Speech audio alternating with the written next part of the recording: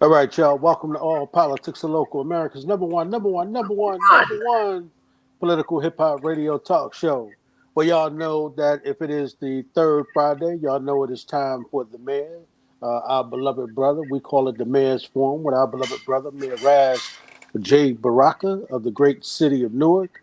So that's going to be coming up first, of course, tonight from 6 to 7. We're going to get in everything black that we can get into in an hour. Y'all know that once the man starts flowing, we tend to lose all track of time.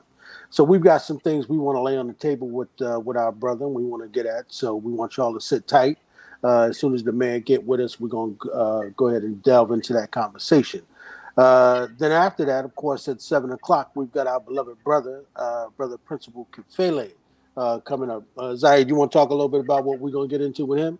Well, hey, all things education, all things education with that brother. He has become Right. the most in-demand black educators to train black educators, and at the same time being an important critical resource for the black community to get straight on the question of educating black children. Anything between those lines is fair game for Principal Baruti Kafele because the brother is on fire. Okay. And then, of course, coming up at 8 o'clock, we've got another brother that's going to be coming through talking about political prisons, right? That's the real personal honor for me. Jihad Abdul Mumit from my hometown of Plainfield, uh, Black Panther Party, Black Liberation Army, former political prisoner, longtime uh, chair of the Jericho movement as we get ready for the International Tribunal on the violation of human rights in the United States against Black, Brown, and Indigenous people here in this country. That's going to take place starting next Friday. Y'all going to miss me next Friday because we'll be at the Shabazz Center launching that. And of course, the Shabazz Center is where Malcolm organized the OAAU and tried to bring us into that arena. So that's a special talk with this beloved word. Today is the 55th anniversary of the launching of the Black Panther Party onto the stage of history. So the timing of brother Jihad's appearance with us is very timely. Ashe. Yeah, no doubt. So I think that that's going to be fitting for us to welcome the mayor to the mayor's forum, and start right there. You know what I mean? But of course, welcome Donna to the show as well. Brother Bashir, welcome all the hosts, and Zaid, Hotep. welcome all y'all to the mayor's forum. All right. So, Mayor, welcome to the show. Good to see you, my brother. Good to be seen, man. What's going on? Hey, How's everybody? I Hotep, think Hotep. Zaid just said it. Busy as hell. Absolutely, There brother. ain't something wrong with you. Absolutely. Absolutely. No doubt. It's busy. It's busy. And Baba Zaid, we must first say this, man. Big shout out to all the OG original Black Panther Party members. Big shout out to the Black Panther Party movement. Big shout out to the Black Panther Party, the original Black Panther Party. Um, Today is the 55th anniversary of the founding of the Black Panther Party, the original Black Panther Party. They were founded on October 15th, 1966, 55 years ago. All right. And I'm probably one of the I'm gonna put it out there.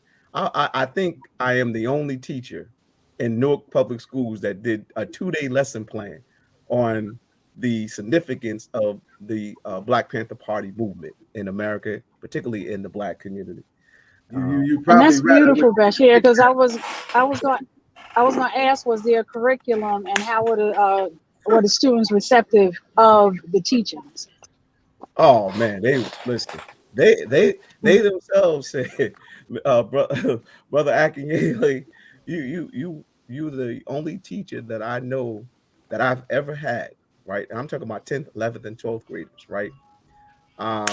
They said that I was the only teacher that they ever had that you know um, did lesson plans on the Black Panther Party. All right, they said they never They said that they never teachers are, they don't touch the Black Panther Party. And I said, why? They said, they deem it as too controversial. All right. And I said, yeah, And that's how right. many students have never even heard of the Black Panthers? Oh man, the majority of my students, I got classes that are 30 plus, so And you got almost 30 years in the classroom. yeah, that's right. But they unfortunately in 2021, like everything else in African history and culture, our people, particularly young people, are being thoroughly miseducated. All right, so I'm glad you're going to have Brother Baruti Kafele on a little Yeah. later in the show.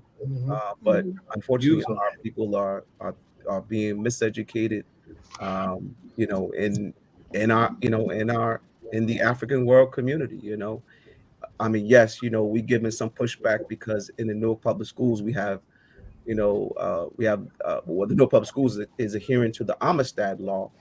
All right, so it created room And, for and you should put it out there. One of the only municipality. Is it the only municipality or you know one of what the I only said last time. municipalities? Yes, I said exactly. only That's why you got to put the it out there. only city, right? The only city that's adhering, right, to my Newark, New Jersey, Brick City, right? The only city that's adhering to the Amistad law, right? No other city is doing this. Mm. Well, I think that's a good segue. This is the mayor's forum, Absolutely. and I'm sure that's a testament to who our mayor is. And as Absolutely. you also talk about it, I love the arts, and Education I know mayor, the that's mayor right. is, and he loves the arts. And if I had to point to a movie that can help the students kind of see about the Black Panther, it was the one with Kadeem Hardison. That was one of my favorite movies that kind of highlighted the Black Panther and the formation of. Yeah, that was cool. Well, great movie. But what I did in my classroom, I showed this documentary. To give the students visuals because many of my students are visual learners.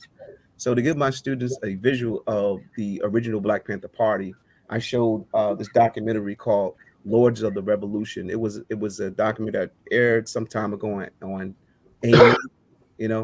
Really good documentary. Got to the point. It's about 44 minutes long. But it got right to the point. But there are other documentaries out there, and Baba Zai, you already know. All Power to the People by There you Lee go. Lu Lee. That's right. It's Absolutely. probably the best in my modest judgment. Absolutely. He did it back in the 90s. Yes. But we're gonna have to come up with a top 10 list, whether What? it's dramas, docudramas, or documentaries on in this I'm getting month, ready so to we could end talk it. about the Black Panther. So maybe we can do with that. Okay. Absolutely. Ed, the mayor's forum. Yes, I heard you, Ed. Go ahead.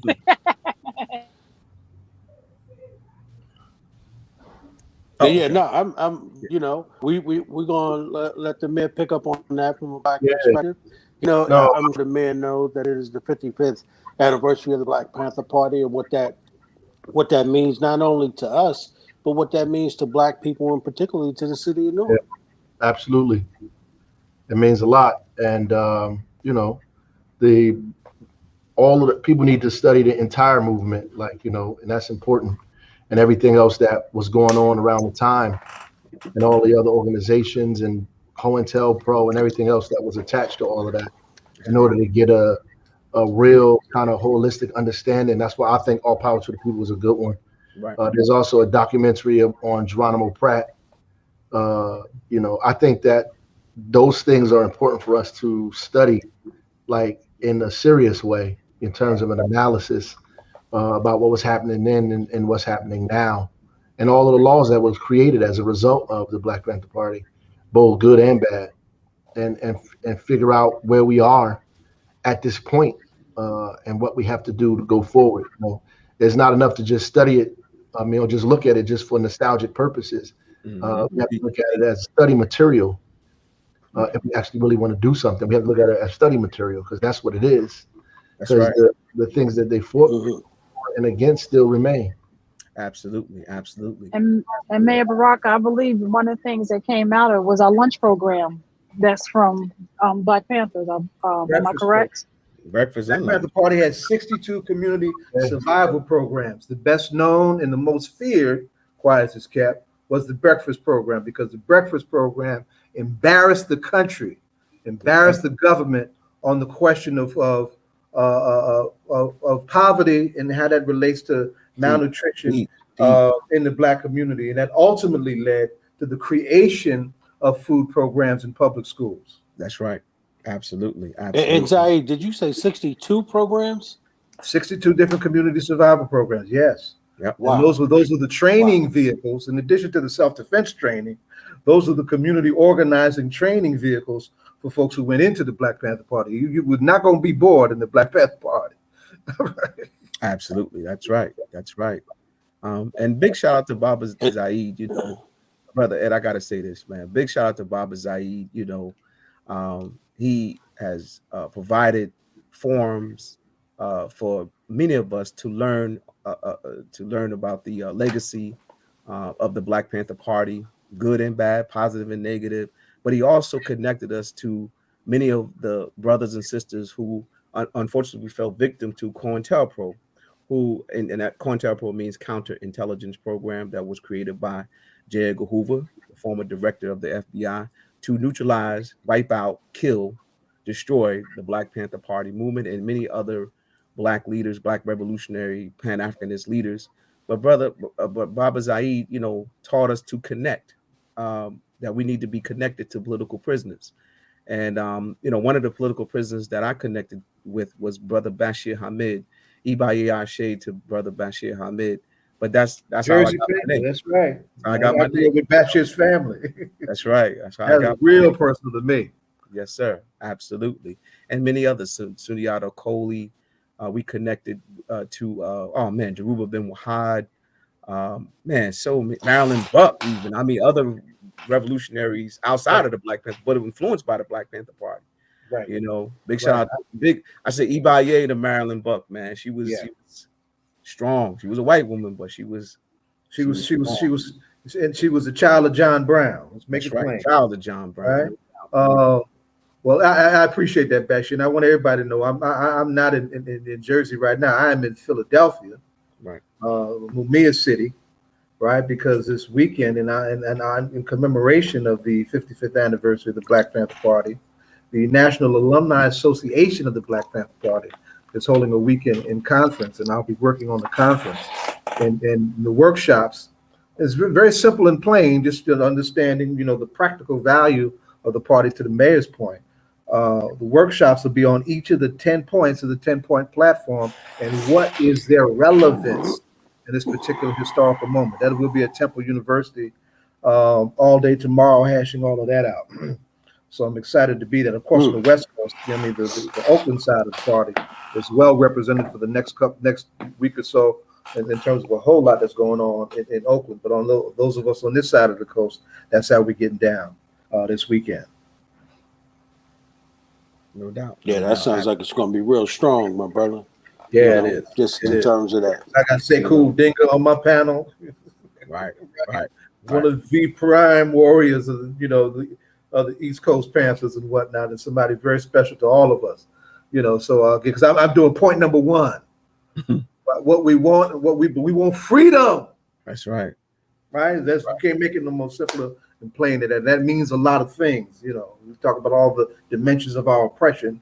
We got a lot to break through from to truly have some freedom. So it's going to be a loaded afternoon.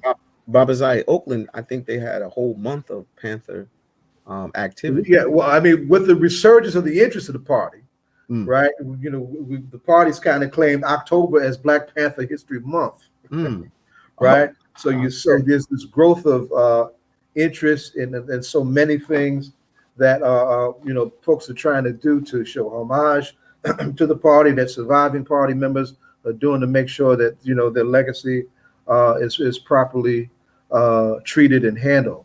There's a big exhibit in Oakland around Emory Douglas's work and some other revolutionary artists that's going to take place next week. There's a sister, I can't call her name out, that literally had a mural dedicated to the women of the Black Panther Party, painted on the outside of her home, right? Yeah, so there's Sister Mama C, right, who was a Kansas City Panther who went into exile with her husband, Pete O'Neill. Sada's not the only one in exile, right? Is going to be on the West Coast doing a performance and whatnot in Oakland that weekend. So Oakland is always going to be loaded on that side too. So there's always stuff going on. But I want to pay homage to somebody local who's an ancestor now, because we need not, dismiss what we've done in this community to uphold the Panther tradition. I was sent into the new Black Panther Party to help the late great Khalid Abdul Muhammad bring Panther politics into the party, and of all folks that had encouraged me to go in, because there was divide amongst my elders as to whether or not I should go in, because they're very possessive of the Cubs, right, and possessive of the legacy, and folks were kind of not sure where Khalid was going when he made that move. But Brother Smitty, M.A. Smith, Mark A. Smith, veteran of the Korean War, veteran of the Vietnam War, and a veteran of the Panther Wars, said, "Go on in. They need you, right? And we need you to help them get this shit right." It's part of my language. Absolutely. Right. So so we did some great things. Bashir, you the Panther educator in town, right? I mean, you have carved out a legacy for yourself as an educator. Right, that's something that people are going to be looking years from now, and the more you write, keep writing. The more you write, you're adding to the material basis to measure and to track your legacy, right, as the years go by. All right, so you just keep doing what you're doing, little brother, because we all did together is important. What we're all still trying to do is important. We know the shoulders that we stand on, and we're clear on the mission that's in front of us. Gotcha.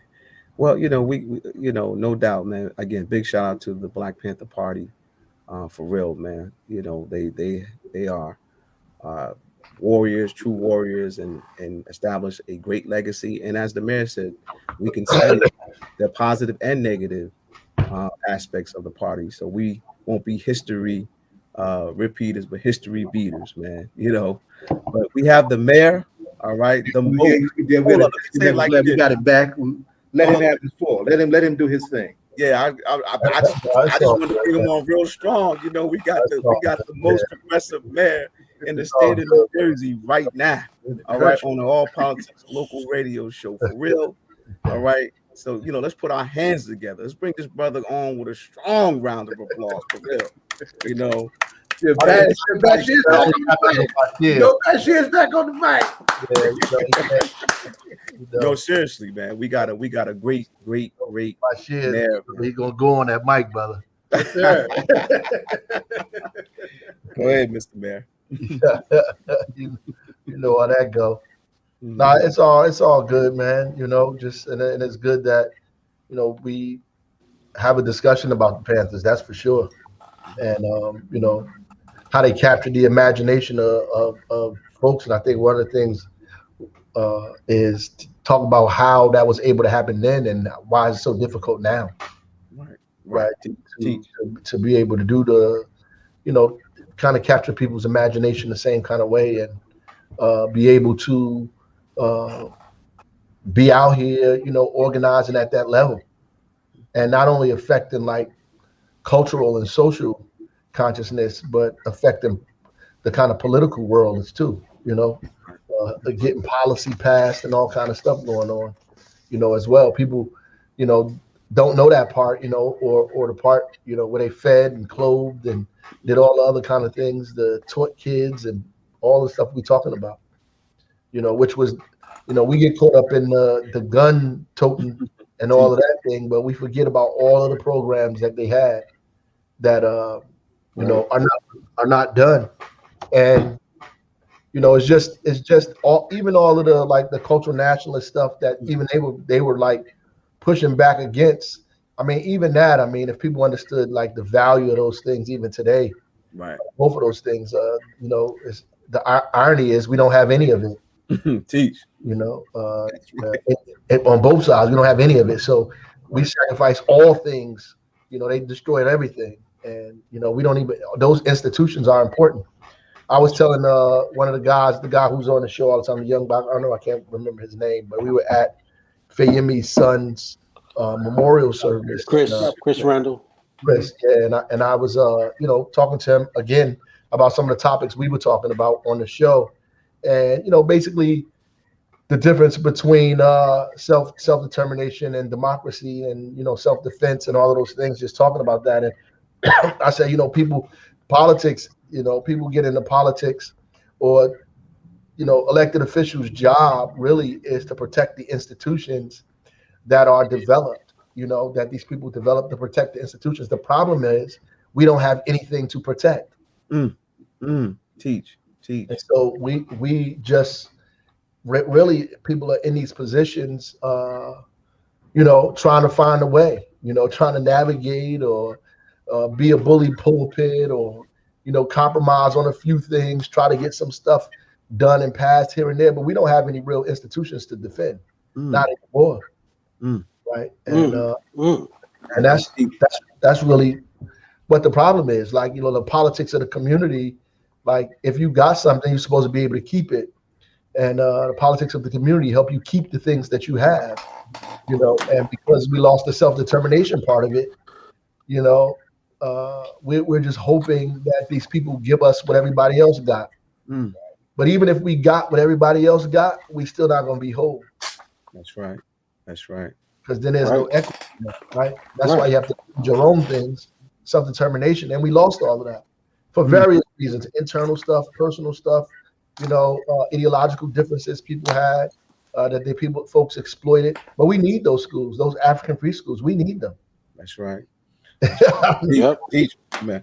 Yeah, we need those institutions. We need it. We still need that. We need our journalism, our newspapers should be digital now. We don't have anything. Maybe Black Enterprise, but all of those newspapers are gone. Yes. For the most part. We had a newspaper in almost every major city in America. That's right. They're finished, right? So we don't have those anymore. Like even the HBCUs, right?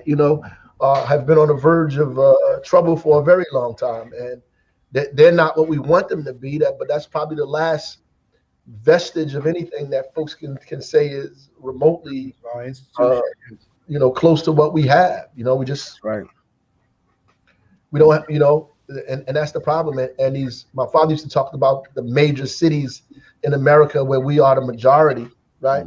That's even, the majority, and some of those things are gone. Some of those, some of those places we're not even the majority anymore. Absolutely. So, we have to look at that, right? And figure out why that is, and why we look to like actors and athletes as our political voice. Like, why are we listening to what these people have to say? They're our doctors, our scientists. Like, we all focused on Kyrie Irving. Like, all of these people are these people don't have the expertise in this.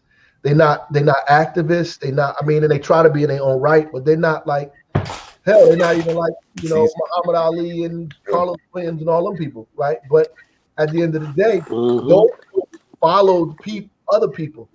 Muhammad Ali was in the Nation of Islam. That's right. They followed other things. They brought people to the organizations, but and that's really what the issue is, and we need to be really figuring out, what it is that we want to be able to do, what we want to build, what do we have, right? And that's key, and that's. You would have loved our last show, because our last show we had Kamosi Woodard on. Yeah, who worked very closely with your father, right? Trying to build on the principle of self-determination.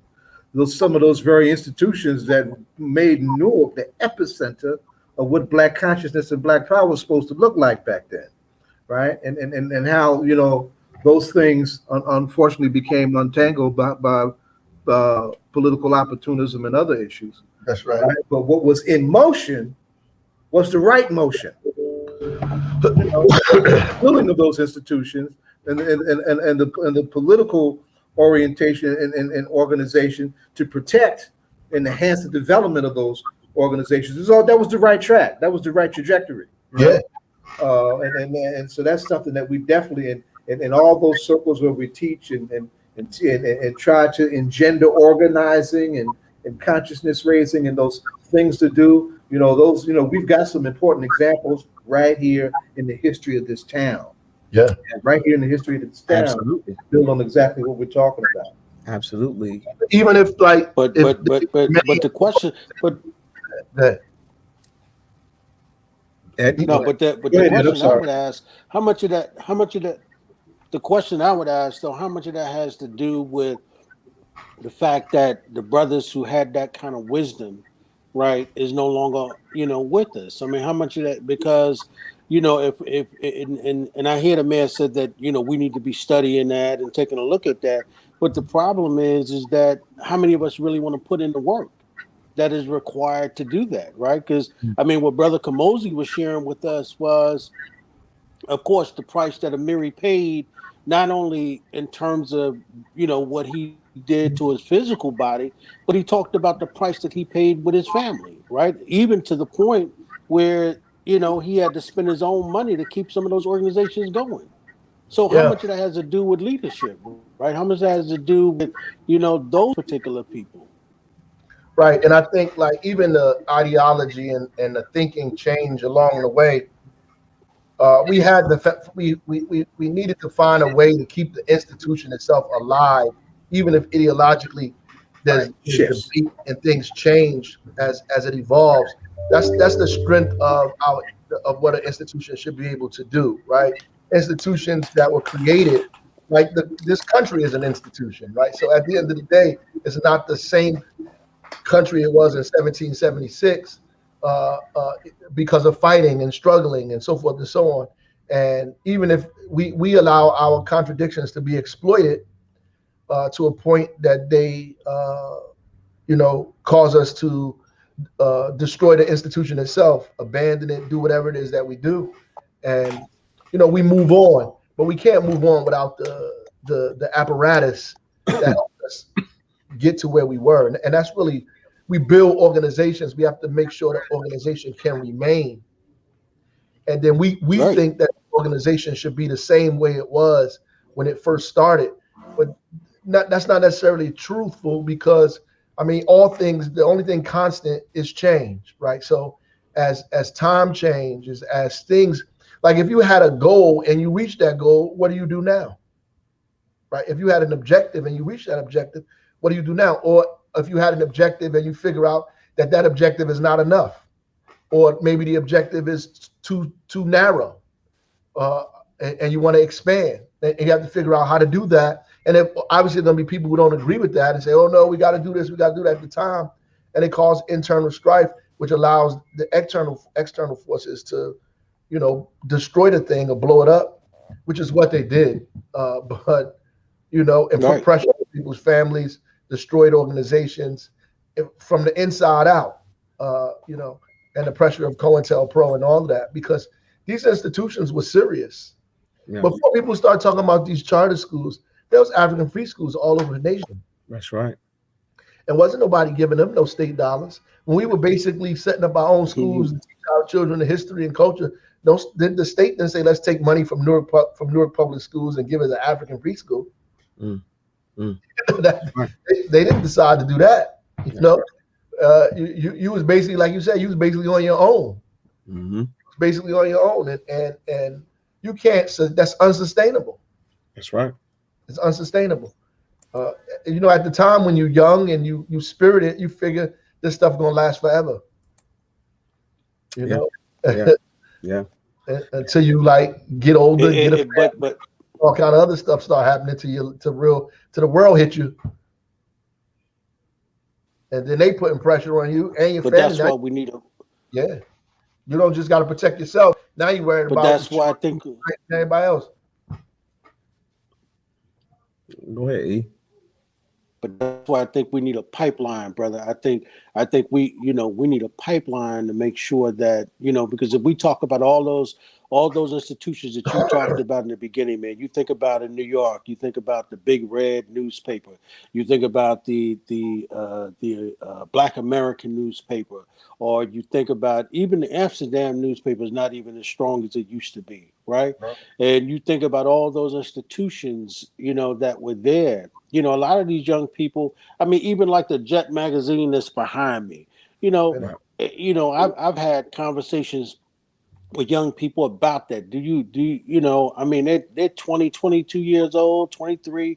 Have you ever heard of the Jet magazine? And people say no, and it's just like, wow, you know, and yeah, I think a lot of it has to do with making sure that, you know, even if it's not your family, somebody in the pipeline has to be willing to carry on Yeah. those particular good ideas that were working for our people, like the African school. Listen, I told Brother Kamosi that I was a benefactor, right, of what Amiri did along with Eugene Campbell at Robert Treat, that became Marcus Garvey. I was a benefactor of those particular schools. I was a benefactor of all of those organizations as a child, right? So I saw the benefit of that, and of course, being able to, to now look at myself and say, I may not completely understand how all of that stuff was done, but I understand the valuability of all of that. And I think that for us, I think that if we're, and man, I say this all the time, man, when we kicking it, if we're going to survive, man, right? It's got to be with us, because I don't think that the next group of brothers and sisters coming behind us, I mean, I don't want to be this hardcore. I don't think they give a fuck about culture. Mm, mm, Well, they don't know what it is, man, and everybody uses the word. Say this is for the culture. right. Like people on the street say this is for the culture, and Yeah, they might be talking about the street culture, gangs, and all that. Somebody say this is for the culture. They talking about hip hop music, Right. the culture. right. They don't have their relationship to culture is divorced from history, and that's why there's no real movement behind it, because it's divorced from history. And part of it is when people set up those institutions, we don't have an infrastructure, and we're not Mm-hmm. susceptible to young people coming on, moving this thing forward. The same with politics. These people wanted to be the first and the last. Mm. That's part of the problem. Yeah, You want to have absolutely. 47 years and not create opportunity Yeah, to build a real organization, because the organization is you, That's right. right? It's you. That's it. It's about you, and that's it, and not about making sure there's a legacy. And in fact, what happens now, you believe that everybody that comes after you is a problem because they're doing something to your legacy, when the only person that did something to your let's legacy talk about it. is you. You did that Talk about because it. you didn't Yeah, set the people up to carry your legacy on. And the legacy wasn't attached to history. That's right. It's not attached to anything, right? Right. It's not a part of anything, because the legacy is you. You got to get these things because people lost their families, their lives, their sanity. They went to jail. All kind of stuff happened in Newark in order for us to get King Gibson. And then King Gibson and Sharp James, that was a struggle too. And people pretend that didn't happen and make up some other stuff, but that was a struggle. And oh yeah, That's right. yeah, and the people came after Ken, just like they came after Sharp, like they trying to come after me. Like that's what happens, right? And as a result, you don't have no lineage. You're not tied to anything. You're not tied to anything behind you, and you're not building anything in front of you. And talk so about it. Talk everything about it. ends when you end. Everything ends. Right. Mr. Mayor. Right. Right, no doubt. And that's got to stop, right? Bro, it's got to stop Bashir, you and I talk all the time. immediately. You have Right, to. you and I talk have about to the be Nation of preparing. Islam all the time. You got to be preparing young people. You got to be getting people ready. They have to be thrown into the fire of it, like immediately. And they have to. We need schools and classes where people are taught this thing, from the perspective of our struggle, Right. not from That was going to be my question to you, Mr. like Mayor. bourgeois politics. Like has to be Right. the perspective of struggle. Like Right. that an elected position is a tool in a larger struggle. Right. And then people will look at it Right. differently, not just like, oh, I want this position, I want this position, I want to run for this, I want to run for that. Then you look at it differently. Then you might make a decision that this is the best way for you to help this thing is for you not to be doing this. Maybe I should be doing something else. Mm. If it's not tied That's to a right. thing, you're looking at it as a job. As this is you That's want right. a job and this career and this title, but you don't want all the other stuff attached to it. You don't want the responsibility of being connected to all the other things. And if you don't have the historical perspective, you don't even care about that because you don't know. And all of it ain't your fault because you don't know. By design. Right. We have not prepared people. There's a lot of people that. So let me straighten that out too. There are a lot of people. So we don't have both. There's some people that are prepared that ain't qualified, and there's some people that are qualified that ain't prepared. That's right. And that's the problem, man. That's the problem. Absolutely. That I was gonna you elaborate. You actually, I think you just about answered my question because I was gonna say to you, how do we get clarity on these things? And I was gonna say, I know back in the day, I mean, I'm a part of a group called ASCAT, the Association for the Study of Classical African Civilizations. We hold monthly study groups about African history and culture. But I know that brothers and sisters like you back in the day and Baba Zaid had study groups. I mean, you were activists, right? You were fighting the system to make it better for Black and brown and oppressed people, but you had study groups. I could come to a study group. Yeah. I could come to, back in the day, I can come to, I can get more clarity in terms of politics coming to your study group, Mr. Mayor, back in the day. You gotta have study groups, right? And you have to bring people in, right, who know more information than you, right, to help you study in the study group. Absolutely. And like I said, Baba Zaid, he had study groups, he had forums. African Echoes. Big shout out to African Echoes. They had forums and study groups.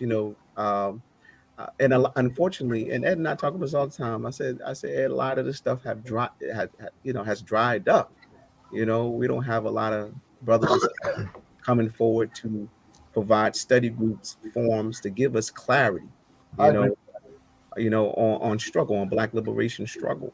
I mean, some people really believe that having Black fatigues and having an AK-47 around their back, it makes them, some type of, Black power leader, and we've seen that. I mean, we've seen that recently, folks coming forward, having a Black, having guns and folk are pushing these people out as the next Black Panther Party movement, and not checking their backgrounds. Right, exactly. When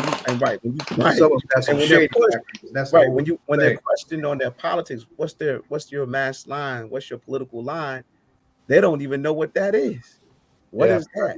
I talked to one guy. He said he is the lumping. That's what he told me. He said I'm the lumping. I was like, you should probably go get a book and read what people said the lumping was. Right. At that time, you know what I'm saying? Like, I was saying, why you saying that? Right. But these days it's easy to have if you don't study, you're just gonna pull anything out of the hat. If you're not pulling people in, one thing that we did at Air Force too is we had people come and present to us. Right. Like, and we had the pleasure of, which doesn't exist a lot anymore, going to all these conferences. Remember we talked about that before, man. We went to like a conference every other month. Yeah. Got a chance to hear all of these people speak. Right. All the time on a whole bunch of different topics, right? Now you can just get on the internet and put a couple of things up and you're an activist. But you actually had to go to these events and see people face to face, right? Book people selling their books, right? Folks in there speaking, talking, and you had the pleasure of going, seeing all these people, man. You said something deep, Mr. Mayor. You said books. Unfortunately, we got a significant number of people who don't want to read books anymore, my brother. You know, I can't, I really can't deal with that stuff, man. It's just like I don't understand that. You know what I mean? People, if you want to be a mathematician, you have to study math, brother. If you want to be a historian, you have to study history. If Right. you want to be a writer, you have to study language. Like if you want to be a revolutionary, you got to study revolution. You can't just be running around talking about you're a revolutionary. You know what the hell you're talking about, right, right? Or that you're an activist. All kind of people that are activists. The people that follow Trump call themselves activists. that's right, that's right, You and know? absolutely, Yeah, absolutely, and so that and doesn't tell me nothing to say that. I'm an activist. Okay. You can go, right, you could have been at the October, the whatever move thing they had at the Capitol and been called an activist. They call themselves activists. The Proud Boys call themselves activists. That's right. that's right. And you mentioned Newark, New Jersey. Newark, New Jersey. For folks who don't know, man, this is Newark, New Jersey. Was the city that came forward on the landscape of the movement for Black Power. You know, and your father, um, you know, uh, organized many forums, many organizations that were centered around moving our people for Black Power, and one of them was of course, the 1972 Black Political Convention. You know, and he didn't stop there. He left there and came back to Newark to seize Black political power from white supremacy in Newark. I teach a course called Newark History, Mr. Mayor, in Newark Public Schools, right? And many of my students, seriously, they're like when I give this history of Newark being a racist town, they just can't believe it. They're like, wait a minute, Newark was a racist town? When did that happen? And you got to give all the history. Yeah, In some of our lifetime, shoot. Bloomfield. I'm serious. No, I'm serious. When you're talking about white supremacy, right? You're talking about systematic racism, the conditions that created, you know, the rebellion in 1967. Many of our students, our young people, don't know about these conditions that produced a Black Power movement in the city of Newark. That's You why know, what Junius Williams is doing is good. The website that he yeah. has, All right. Yes. the all of the stuff that he's doing to try to educate young people, I think that's good. It's interactive. It's right on a line Yes. that they can understand and see. You know, Right. you should be taking people to that museum down there too in DC. That thing is fire, Oh and yeah. it's interactive and all of that too. That these young people could jump all over. I Yeah. mean, so you could be in there for a few days and still not get out of there. That's right. That's right. Uh, That's right. We were actually going to take students to DC, but unfortunately, coronavirus yeah, broke. yeah. But We at had to some point, cancel it. man, you gotta take advantage of that, man. That stuff there's a lot of information, like objective information that kids need to be able to look at and then get interpreted and analyzed and use it to further, Right. study the things that they could study in But all to add, aspects, in all yeah, aspects. that's right. But to add to what you said about when you go back to King Gibson and Sharp James and Cory Booker, and then you, as the mayor, as the current mayor of the city of Newark, a lot of folk don't know that there was a struggle behind all of that. You Oh know, yeah, you know Hugh that there Hugh was had a a struggle for. Yeah. was terrible, man. You Mhm. know what I mean? And probably all the corruption that was going on with Hugh Amnesia, uh, and the kind of organized crime that existed in this town, like Right. Right. you know, It those was were real gangs that existed. That's right. absolutely right. Right. Absolutely. And that's what I'm saying. Like, Mhm. and I Mhm. said this to Ed. I said, Ed, some of us have forgotten these things, right? And I'm saying when Black people rose up, right, to challenge white supremacy in the city of Newark, that impacted not just Newark, New Jersey, but other municipalities like East Orange and Irvington, and right by Bazaar, as far as Around the country. Plainfield, right? Around the country. Around the country, right? No doubt. So Black people, many Black people, unfortunately, Mr. Mayor, have forgotten these things. And I think that's why when you mention study groups, it's so important in forums, right? And we got all this new technology, Mr. Mayor. I mean, folks don't want to read fine. We can give folk visuals. Like I said, I'm a school teacher, so I understand that people learn on different levels. I know some folk, may not want to read. Okay, we can give them visuals. We can show our people, right? What the struggle was about, what the Black Power movement was all about, because it wasn't just about symbolism. it wasn't just about that. Wearing afros and having AK-47s around your There was a back. reason why people did that. It's Right. really an expression of self-determination. And that's Absolutely. really what we should be talking about. The Right. principles, not really all the other stuff. The principles that that drove all of that. So at the end of the day, it's not what was, it's what is. Right. And that's the words we should be using, like not what was happening, what is happening. So what is my relationship to all of the things that went on then? What does that have to do with me and my condition and situation today in the present sense? And how am I a part of that? And what should I be doing now Right. to honor that Right. and to continue to push forward? Right. And I'm gonna say that. That's what we should really be like, preparing kids for. Like we have to prepare them, right, for these things. Yeah, Right. we have to prepare them. So there's a lot of, when I say preparation and qualification, there's a lot of people that qualified. They've been in movements, they've been to protests, they did all these things, they study, but they're not prepared to be able to. They haven't prepared themselves to be in these positions or do the different things. And there are people that are prepared that are totally unqualified. But at the end of the day, we have to create people that are both prepared and qualified, and we don't have to do that. That's not going to happen out of thin air. Right. It's not going to happen just because we're talking about it either. Like at some point, like we got to create like schools, like mini schools, the sort of same way they got leadership Newark, trying to get people involved in all kind of positions in the city. And all that stuff. You need something just like that to that's talking about this thing as it relates to our historical content, right? That all of that stuff, they have to be in it like that. And you need young people, younger people that are a part of that, that are preparing themselves to get involved in this thing. Yes. You ever see? Let me just say one thing. You ever see these congressional folks and state legislators and all? You ever see how young those people are that be running around with them? Mm-hmm. That's right. Exactly. Yes. Absolutely. Young people are.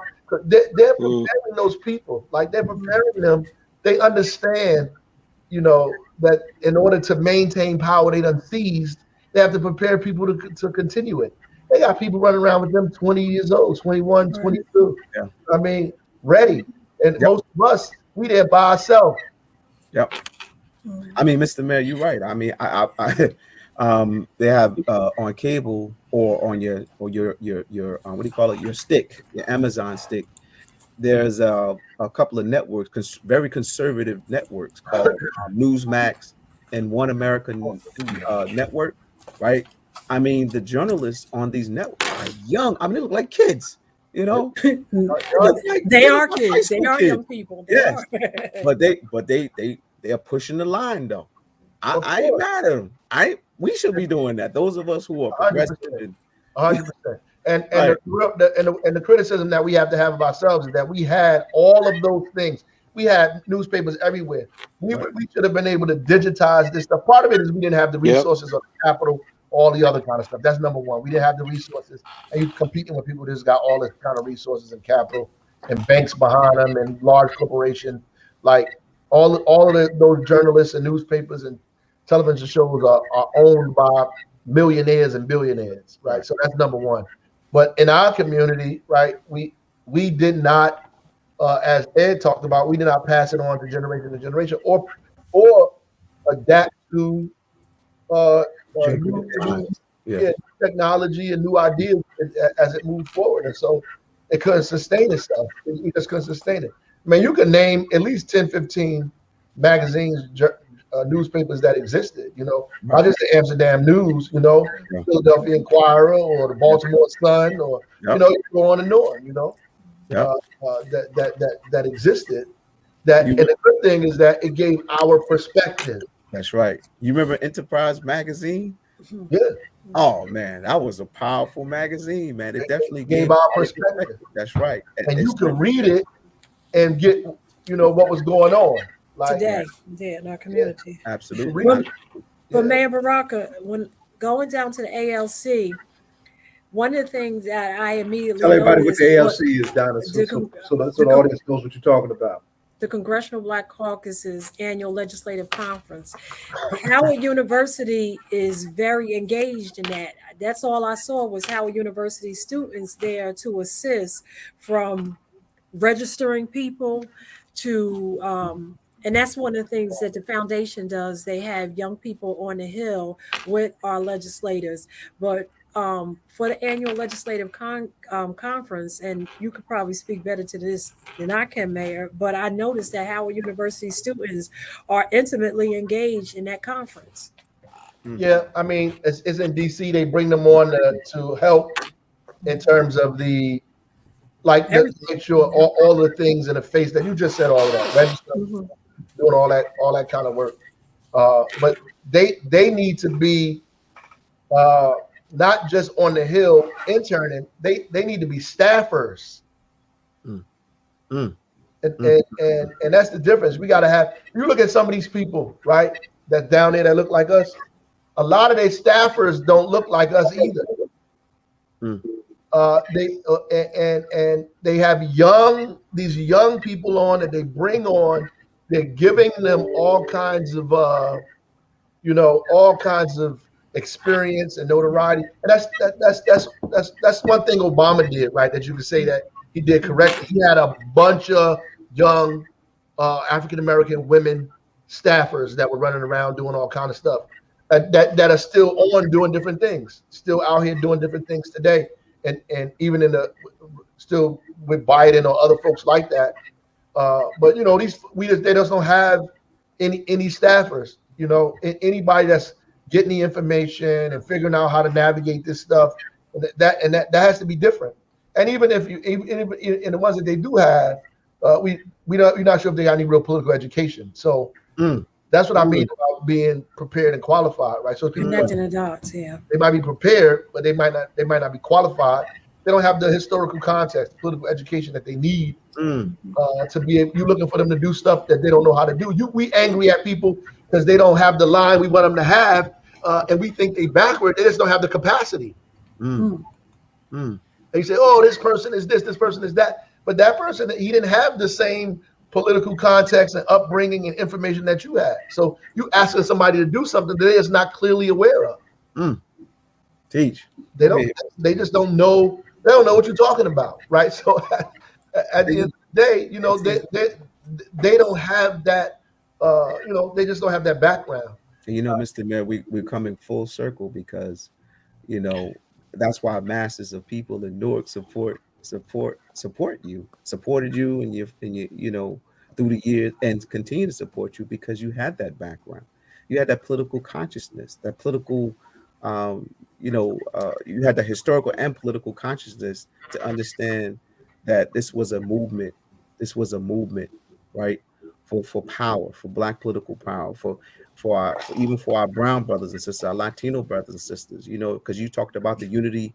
It's something that your father definitely promoted, Black and Latino unity, and you continued on with that.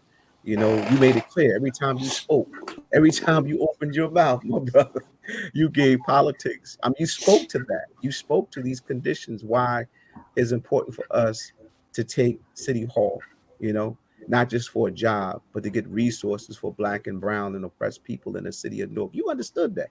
That's why many of us, some of us don't like, this, Mr. Mayor. Some of us don't like politics. Some of us don't like the system, but we support you. And in fact, it don't matter if you like it or not. It's still affecting your life.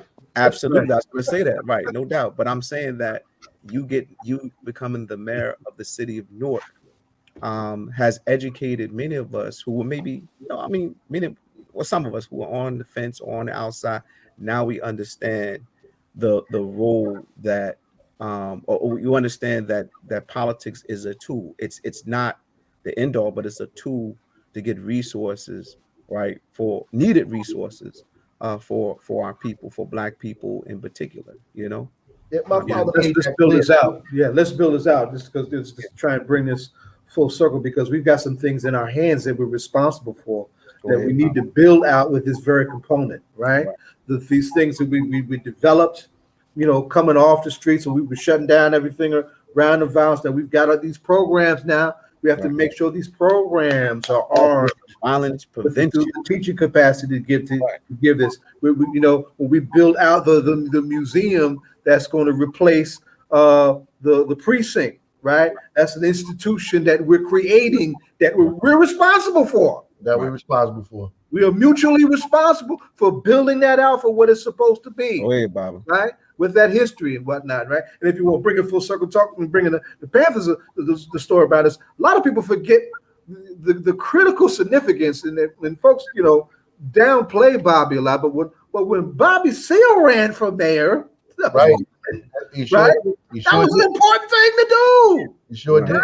That was an important thing to do. He sure And here did. we are 50 years later, you know, trying to figure out, you know, why that's important, you know, under you. You know what I'm saying? It makes But we no should be sense. clear about that. It's our struggle. Mary made it plain. Our struggle is not just for justice; That's it is right. for power. Mm.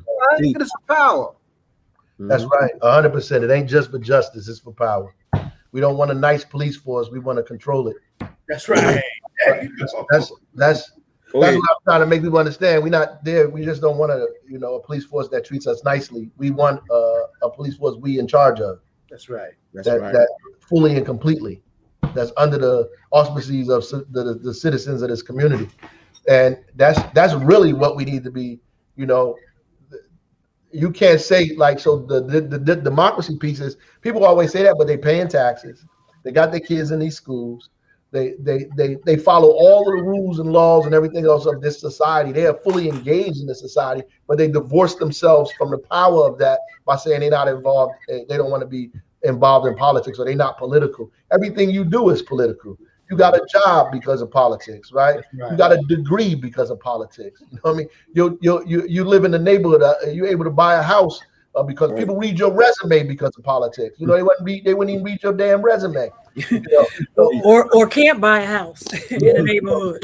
Drop it in Right. the damn garbage. All this stuff is very real. Like that's what it's about. It's and we just don't understand that. People have explained something to us as a way to get us out of it. Right. Teach. As a way to get us out of it. And As keep as it we're supposed to get us in it so we can change But it, take control of it. They want you out. You Yeah. know, Mr. Mayor, but Why would these people work so listen, hard man. to Listen, as go ahead, Ed. go ahead. Go ahead, Ed. yeah, Right. we close to running out of time. I think that Yeah. other things that right, community shit was one of the big things was, and the mayor alluded to it, was this whole idea of political education, right? I think we and we can't allow people who are just looking for a damn job, right? Because if it's about political power, we've gotta begin to talk about really This is a conversation I have with my sister Rakia about being able to really fully put people in office who got a political education from a Black perspective and understand, because as Kamosi said, what Amiri and them were doing back then was they were solving problems, right? They were creating those organizations to solve problems. And so if Right. we're talking about electing people, and I'm not saying everybody got to look like Mayor Baraka to me. I'm not saying that. But I am saying that I'm somebody, who understand, that got a monocule of understanding of what it means to be Black in America in 2021 or 2022. And that whole process has to be not somebody who got slick language, right? But somebody who understands that it's not about a job. It's about an institution. It's about changing the lives of our people. So, I think that we should pick up on that where Mary left off on political education and making sure that elected officials, people who want to run, got some sort of knowledge of what that is, man. And I think that we should really begin to focus on that, because that's what my big takeaway was from Kamosi about everything that Amiri done. When he was running and trying to put together all those organizations and all those schools and black power and black political power, all of that, you know. Right. Now, Mayor, before we run out of time, I want you to just talk about, I know we got the State of the City coming, my brother. Yeah, I mean, we're gonna do that. We're doing part 1 and part 2, so it's a lot to talk about. We're gonna talk about this all this stuff that's going on, COVID and recovery, and the lead service lines, and all the stuff that we know need to be on the forefront for our discussion. The violence prevention office, all that stuff. But then we have to have a part 2 really to go over all of the stuff. That's going to be like overlapping. Like, there's so much stuff to talk about. Is not enough time. So we're going to do it once, and then we're going to go in March and do another one, a follow up. That's dope. That'll be more film and artistic, like just showing all this stuff, letting people see the people that are involved in all the things that we're talking about.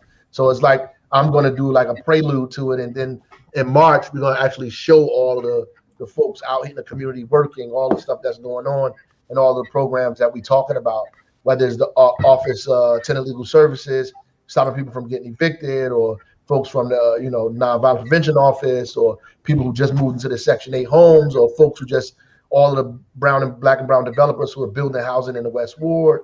All that stuff, we're going to show them doing that stuff in March and more. We've just added at least 4 or 5 new black businesses on Halsey Street. So Halsey Street has got a strip of black businesses now that need to be supported, right? What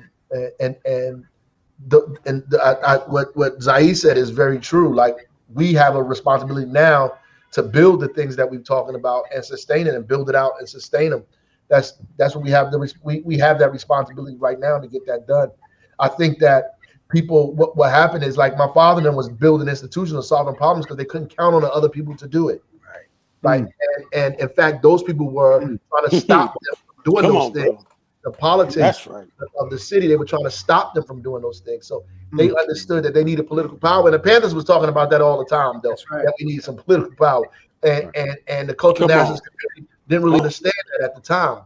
Right. And by the time they were able to figure that out and get that together, COINTELPRO had already destroyed everything. But in the process of destroying everything. But the issue is that then we went to go get political power, and we left all our institutions behind. So now you got people in the community depending on 1, 2, 3, 4 people to solve all of their problems, and that's not what the elected officials are for. That's not what politics is about. Like, you have to build these institutions. We have to make sure you have the resources to do that, and the cover fire so nobody take you out in the process of doing it. But you have to build these things. That's right. That's right. And we're not doing that because we're waiting. Now, just think of all of the people you got in elected office just in the state of New Jersey. If you're waiting for them to build anything for you, then we're in trouble. Just look at it. Just look at it. And all those people, we line them up. Let's just look at the ages of all of those people at the same time, right? And throw me in there with that. So at the end of the day, look at the gamut of all of that. And you're expecting what we got, 20, 30 people?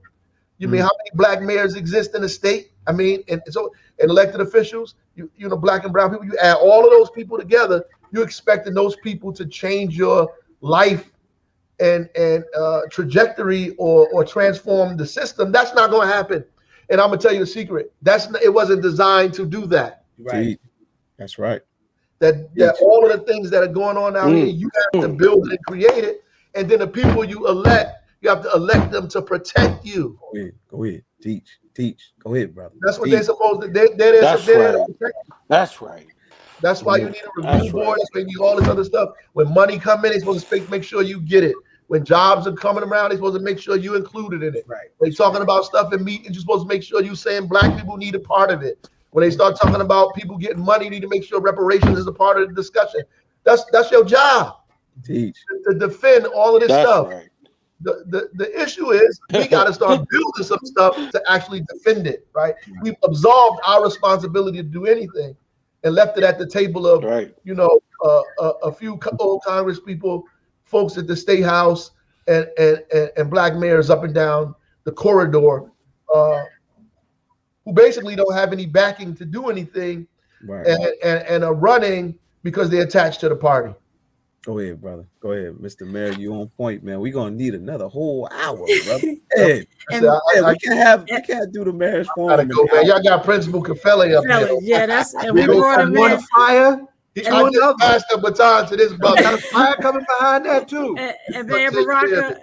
and we wanted you to pass the baton to Principal Confelli. I know he wanted. Mayor, I before know you you. leave, Yeah, There you let go. Kafele get in here you for a There you let second. me go. holler at the mayor real quick. Yes, sir. Just do know that I'm still out here cheering for you, man. I'm probably your biggest appreciate cheerleader it, out man. here. So keep on doing that work you're doing.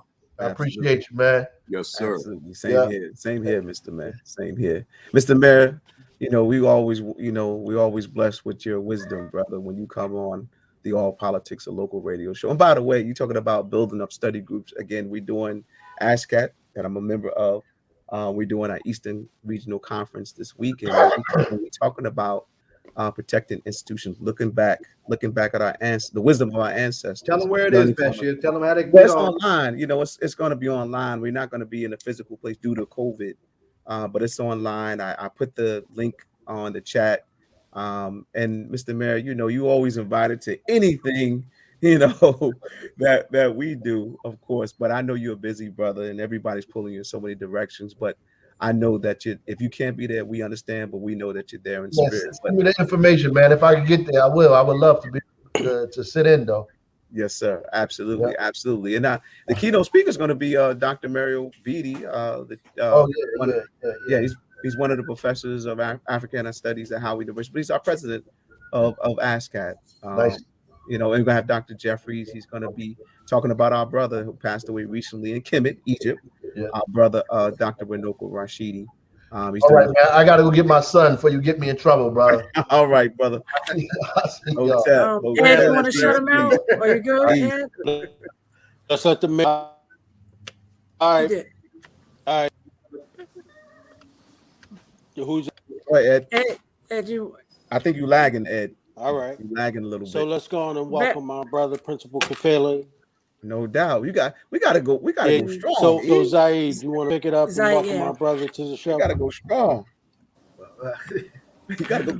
Well, Zaid, you gotta go I strong. have been- Come on, brother. I have been, as I've said several things of an introductory way already to help segue for this, but the way the man describes himself is enough for me, right? A genuine black educator, seriously self-driven in terms of his mission to see to it that he is indeed a resource to help our folks get clarity on the whole question of educating black children, educating black males, and being responsible for our education arena.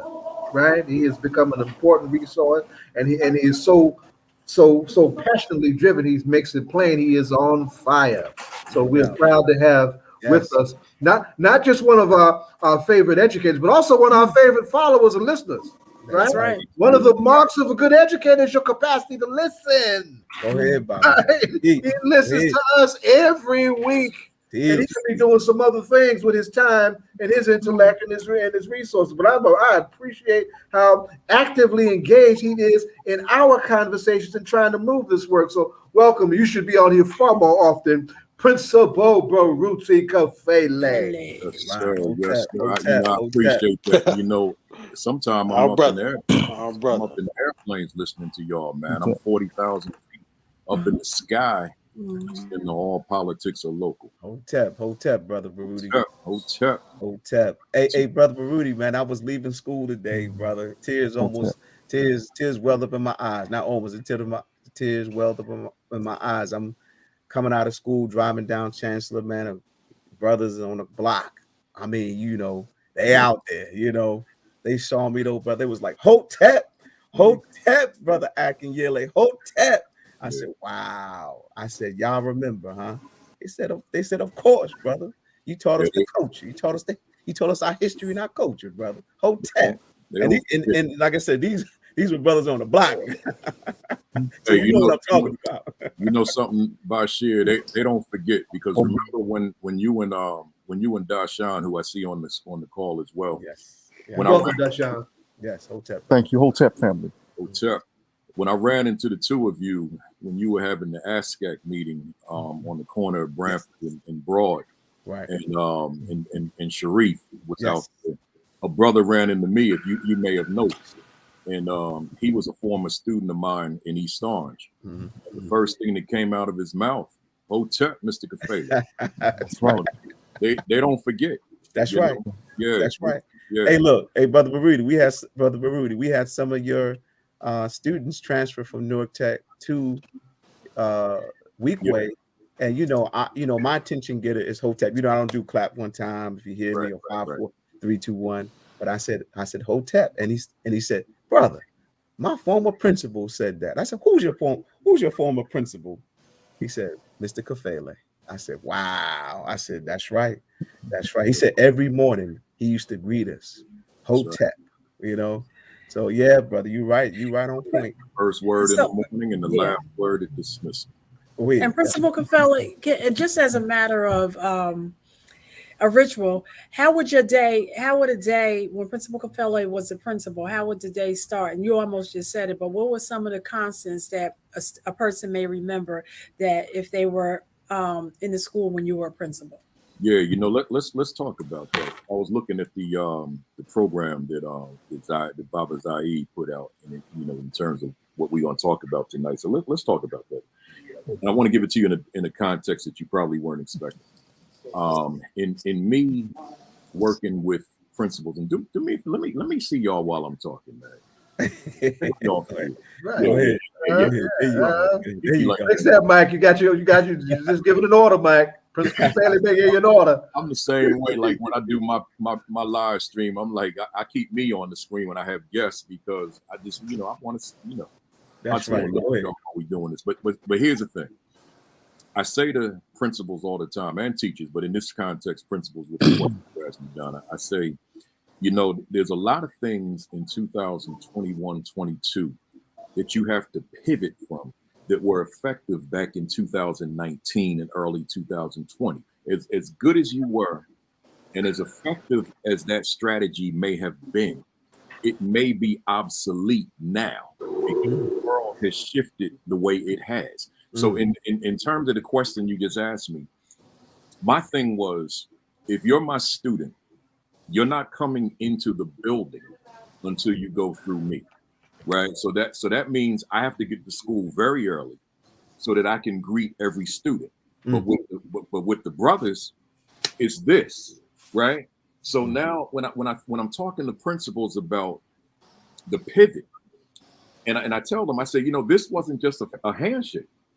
There's power in this, because if I'm shaking your hand, it's not like you see how the young boys do now. It's like this, right? It's like real quick, and then a hug or something. That's right. That's For right. me, it's gonna be, I got you, and I'm gonna keep you in my grip for as long as I need to keep you, right? So now this is establishing a bond. It's establishing a relationship, and it's having favorable impact on the culture of the school when your leader is outside. Bam. That's right. So now I'm saying, with the pivot, if I was a principal right now, I can't do that. Right? I've lost this. Right? I've lost that human touch. So now what could I do to replace that? And as I've been admitting to folks all over the country, right now, I can't come up with anything. I can't come up with something that replaces this, because this is potent, right? This doesn't replace it. This is nothing, right? So, but my point is, Donna, that I needed to do something that was going to be powerful before they even walked into the building, right? It's that handshake, it's that hug. But from there, as you've all heard me say before, that morning message. And really, that's our tradition. That's our culture, that the leader speaks before any other activity occurs, right? So I'm not going to have instruction if the leader hasn't given a message, and not just a message for the sake of a message, but a message to lay a solid foundation for the day, and a message to set a tone for the day, because there are students in any given school, any given day, who have had experiences over the past 24 hours that could be so overwhelming that being in this school means absolutely nothing. But if I can position myself Teach. where I've earned credibility in their eyes that I matter, that my words matter, then therefore I've positioned myself to say something that may connect with youngsters to say, yeah, life is difficult, but something about my leader makes me think that I'm still going to soar despite the challenges in my life. Teach. Right on point. Right on point. So that was that morning ritual, Donna. And I might add, there was also the afternoon ritual at dismissal. You know, I say to superintendents and principals all the time that before school, there's no place on the planet Earth for a principal to be except at the front entrance or somewhere outside on the front grounds. And then at dismissal time, there's no place for a principal to be with the exception of outside on those front grounds. So when I'm consulting with principals in schools, I don't tell them what I'm looking for. I shadow them. And when they're not outside, then I pull them to the side. Principal, why aren't you out there? You're missing a golden opportunity. Or at dismissal, and when they want to go in the office and talk, I'm like, no, I don't want to talk to you in your office. I want to be outside with you, with the students, to see how you go about dismissing them, including at the high school level. So it's one thing, you know, you give that final message over the PA, but then you're outside, you're accessible, you're visible. You're able to talk to parents if need be. You're able to talk to the young people if need be. You're able to talk to strangers walking by if need be. But the place to be, the only place to be, is outside in front of that school. And that's including during inclement weather. It doesn't matter. That's right. Okay. All right. That's And the young man that was just on before you, once upon a time was the principal who did the Mayor? same thing. Yeah, Right. no, I know. And do me a favor, since you just brought him up, because I don't have his contact information. And you guys, I think you know I do that virtual AP Leadership Academy every Saturday morning. Although he hasn't been a principal in years, it's still in his veins. Absolutely. I want him on this broadcast, right? And so let him know that I said it, and then we'll schedule a date. Right on. Bashir, we're gonna put that on your shoulders, Bashir. If you can Yes, put that on your shoulders. Yes, ma'am. Absolutely. No, we're gonna make that happen. And Principal Kafele, well, I know, Baba, I'm gonna let you lead this, but Deshaun, No, you got your word. It's all right. okay. Deshaun, you're on, and you know, because an hour goes by really quick, and you're a contributor to this program. Are you aware we're family? Deshaun, and you too? We're cousins. Oh, y'all kind of look like it. Dashawn, everybody's cousin. Yeah, no, we blood. I'm kidding. Oh. We have the Akiyelis have adopted Dashawn as our family as well. Absolutely. Oh, okay. All right. Well, Deshaun, do you have any specific questions for your cuz? Because this hour goes and comes so fast that we want to make sure we make the best out of this hour. Well, I want to talk about with Principal Kafele. I want to talk about the new book, dear brother. Please give us a snapshot of what it's You got a about. little echo going on, Dashawn. Check your volume. Yes, hold that book up. 50, the big 50. Yes, hold that book up. What How we've about seen, now? right on point. We can hear you now. But brother Baruti, Equity and social justice education. Yes. Well, hold up. So what I need everybody to do. Yes. What I need everybody to do, if you're not speaking, mute. Okay. All right. Now, but Deshaun, your question, and then Bashir, and then Principal Kafele is going to respond. Well, I asked Principal Kafele to give us a snapshot of what his new book is about because, them sales are increasing. Yeah. It's a beautiful thing, man. It sold 10,000 copies in its first 4 months. That's right. I've been keeping up. Yeah, and this was the first book that I really had no intentions on writing right now, because I had been on this little run over the past 5 years where I was literally writing a book a year. I write these short 100-page, 125-page books. They're very easy to write when you're really focused. So I write them on airplanes, hotel rooms. I usually write them in about 2 weeks, and we put them on out there. It's just being focused in terms of doing it that quick. But see, I had a book, The Assistant Principal 50, that had come out in 2020. So I just had no interest in writing a book. And then May 25th, 2020 happens, George Floyd. And all of a sudden, here are the educators, particularly the white educators all over the country, writing me, inboxing me, emailing me, whatever it was, asking me as they saw how America was on fire over the summer of 2020. White educators are saying, what is my role? Like, what do I do? Because the students would come, we thought they were coming back to school. So what do I do? Or the question of what exactly is meant by systemic racism? These are quoting them now. What is systemic racism? What is white supremacy? What is white privilege? So I got white educators all over this country asking me those questions. So I'm answering. But then I said, well, if there's that kind of curiosity, and obviously at the time the country was shifting and we thought that momentum was going to sustain itself, but I don't think it did. But at that time, particularly on the education landscape, where we thought the schools were going to open. So I said to myself in July, I'm going to write the book to answer all those questions, inclusive of discussion on classroom equity, cultural responsiveness, cultural relevance in the classroom, and social justice education. Because there's a lot of folks that just don't understand what that means. You know, when they hear social justice, they're thinking headlines, they're thinking struggles in the street. They don't understand, a lot of folks across racial ethnic groups, the translation between what you may see in the headline and how that correlates with regular instruction in a classroom.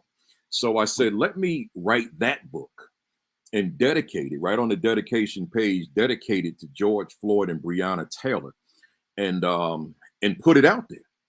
So there's an interest for that kind of information. And I think that even the schools, and I know we're going to talk about a critical race theory, I think that even the school districts that are legislating our story out of curriculum, although it was never there anyway, but now just legally saying, well, you legally can't bring it in. I think that even those districts are somewhere behind closed doors reading this book too, because just on the volume of how many of them are selling out there. So so that's kind of the gist of my motivation for writing it, and some of the content that's in it. You know, it's just practical information for a teacher. Because see, the subtitle is Critical Questions for Improving Opportunities and Outcomes for Black Students. So I was very specific in this one for Black students, as opposed to those generic titles I write about leadership and all that kind of stuff. I'm saying, look, let's zero in on Black students in terms of who you are, a teacher. And we know that the bulk of the readers of the book are going to be white educators, because white educators comprise 84% of the total teaching staff. Black women are only 6 to 7%, and Black men are less than 2%. You know, like Baba Zaid, you know that Sharif Al-Mekki is doing big work, and he's going to be on. We'll be together tomorrow. Are you going to be with you? Okay. He'll be on the broadcast, I think in December or something. I know he'll be on. I don't know what the date is. But anyway, the work he's doing to increase the number of Black men. Like teachers. Yeah, as classroom teachers, not administrators, but as teachers, because we're just not there. Now that's something I wanted to. Now hold on, I have to ask this okay. question, Councilwoman, if I may. Now, but Principal Kafele, what I want to ask you, okay, is that I can remember as a teenager, okay, when I would go with you to lectures, you would always bring me with you. And as a 15 and a 16-year-old, you would tell us, the younger brothers who were right behind you, brothers, we need y'all in the classrooms. We need you. And this is before you were even the vice principal. Why, after all this time, is it still a struggle? I've been telling you behind that too. That's what I'm trying to get you behind to go to grad school and get you some damn credentials. I understand, Bob, definitely. But what I want to know is why, after all this time, is it so difficult to get Black men in the classroom? And Deshaun, just to clarify your question, Principal Kafele, you look back to your students and you said, brothers, we're going to need you as teachers in the classroom. So you were saying that to your students? Saying it to students. Okay. I created a Future Teachers of America club at North Tech. And I didn't delegate it to a teacher. This was my club. Mm-hmm. So I had a book at the time called it was called a Handbook for Teachers of African American Children, and that was our text. Your first classic. Yeah. And we were taking the students to various different conferences and so forth. I had about 50 young people in this club, who are aspiring teachers. I tell, and I'm gonna get right to your question, Dash. I tell people all the time, the biggest regret that I have in leaving my principalship, particularly North Tech, is that club, because a lot of those youngsters who were in that club are now teachers in all throughout Essex County. I could have hired a lot of them to work for me. I mean, think about that. You're a principal of a school. You introduce them to teaching through the book you wrote, and now they're on your staff. Life doesn't get much sweeter than that, right? And that's one of my biggest regrets, because I'm in touch with all of them. And every time one of them tells me I'm now teaching, I get all my books I wrote and send them all to them for free. I said, look here, read every book I wrote, right? And we start from there, and then we stay in touch on social media, sometimes telephone, that type of thing.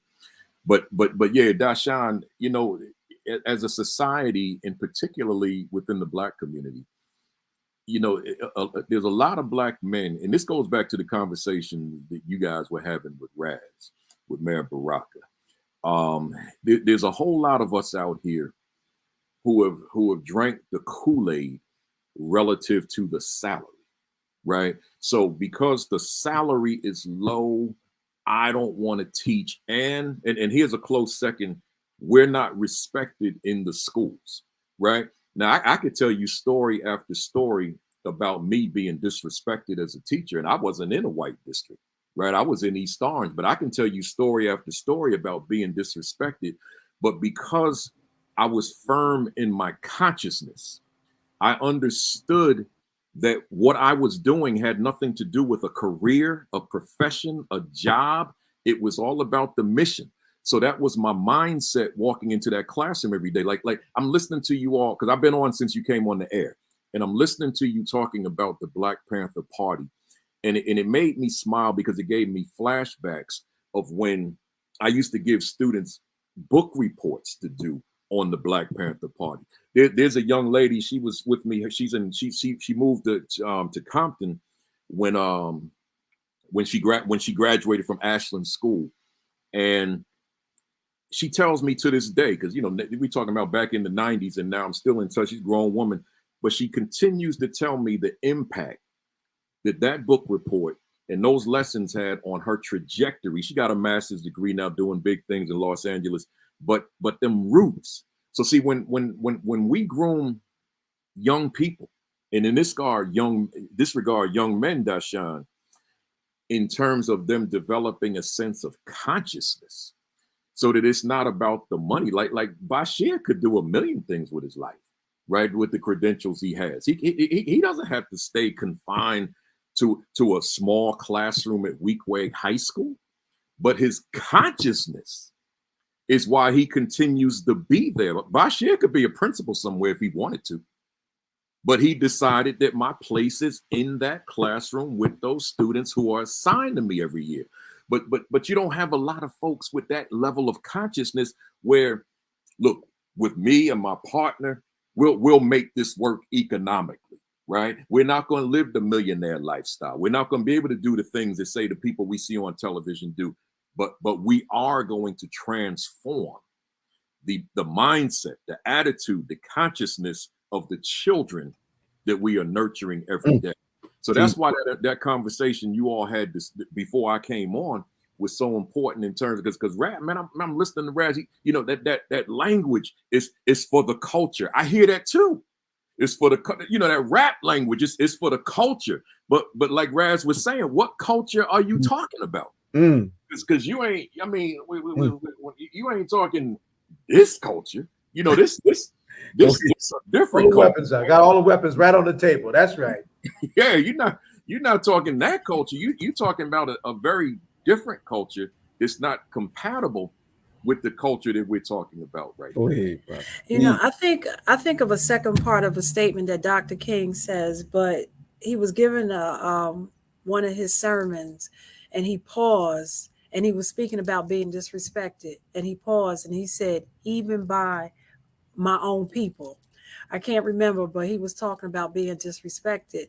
But as Principal Kafele said, if you're not there for the accolades for them, you're not going to be there, for that. But I know, Bashir, I believe you had a follow-up question.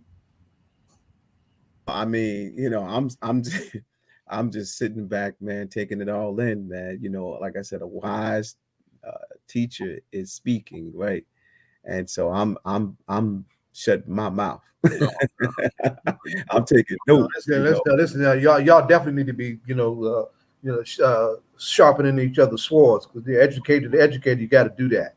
But let me ask this though, because But Brother if I Dennis was like, Boatwright, oh, sorry, go ahead, bro. No, I was gonna say that, um, because I definitely want to. When you said culture, um, we doing it for the culture. What culture, right? And my students say that, we doing, you doing it for the culture. We doing it for the culture. I said, what culture? Oh, like rap, like they'll say that, and I'm saying, well, what about black culture? Oh, yeah, you know, yeah, we got to do it for that too. But then they call you a hotepper. yeah, they call you a hotepper, right? Gave it But that negative connotation.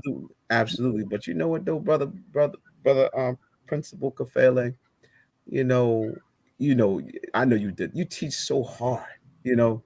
I mean, you teach so hard. They got no other choice, but to bear witness, because you bring in so many facts, and what really now, what really drives the point about doing it for our culture and tomorrow, Afrocentric culture, African-centered culture, whatever you want to call it, right, is the fact that I took this trip to Kemet. I've shown my students, my Google slide presentation. And they were like, they're just overwhelmed. And I talk about, and I heard you say this so many times about maybe the reason why many of my students struggle because they don't see themselves in mathematics. When I was in Kemet, I saw it there, brother. I saw mathematical computations on the walls of the temples there, brother. So I said to my student, I said, the reason why you're struggling in math because there's no, unfortunately, we have teachers that haven't made that connection with mathematics to our culture, right? Particularly in ancient Kemet, Egypt, right? And we talking about language. I said Hotep is a written word. It's an actual word that comes out of the Medu Neter, or what the invaders, European invaders and Arab invaders call the hieroglyphics, right? And they're like, wow, this is I mean, they're like, wait a minute, language. We started language. I said, yeah, and I said, I see some of us struggling with with reading, right, with writing. I said, right, but I said we created it. In fact, there's an article that just came out said that all languages now could be traced back to a single African language. That's right. It just came out. It came out in a science magazine, so a lot of folks probably like, I'm not reading that stuff, but it did come out, but like I heard you say this over and over again. I think about you when I'm in the classroom, brother Kafele. I appreciate it. Because you talked about that. These kids, unfortunately, in some of the schools that we teach in public schools and even some charter schools across the country, we're not connecting all of that culture to our young people. That's why they struggle with math and in writing and English and science. I mean, we haven't made that connection yet. We haven't shown them that this is us. It's not foreign, it's us.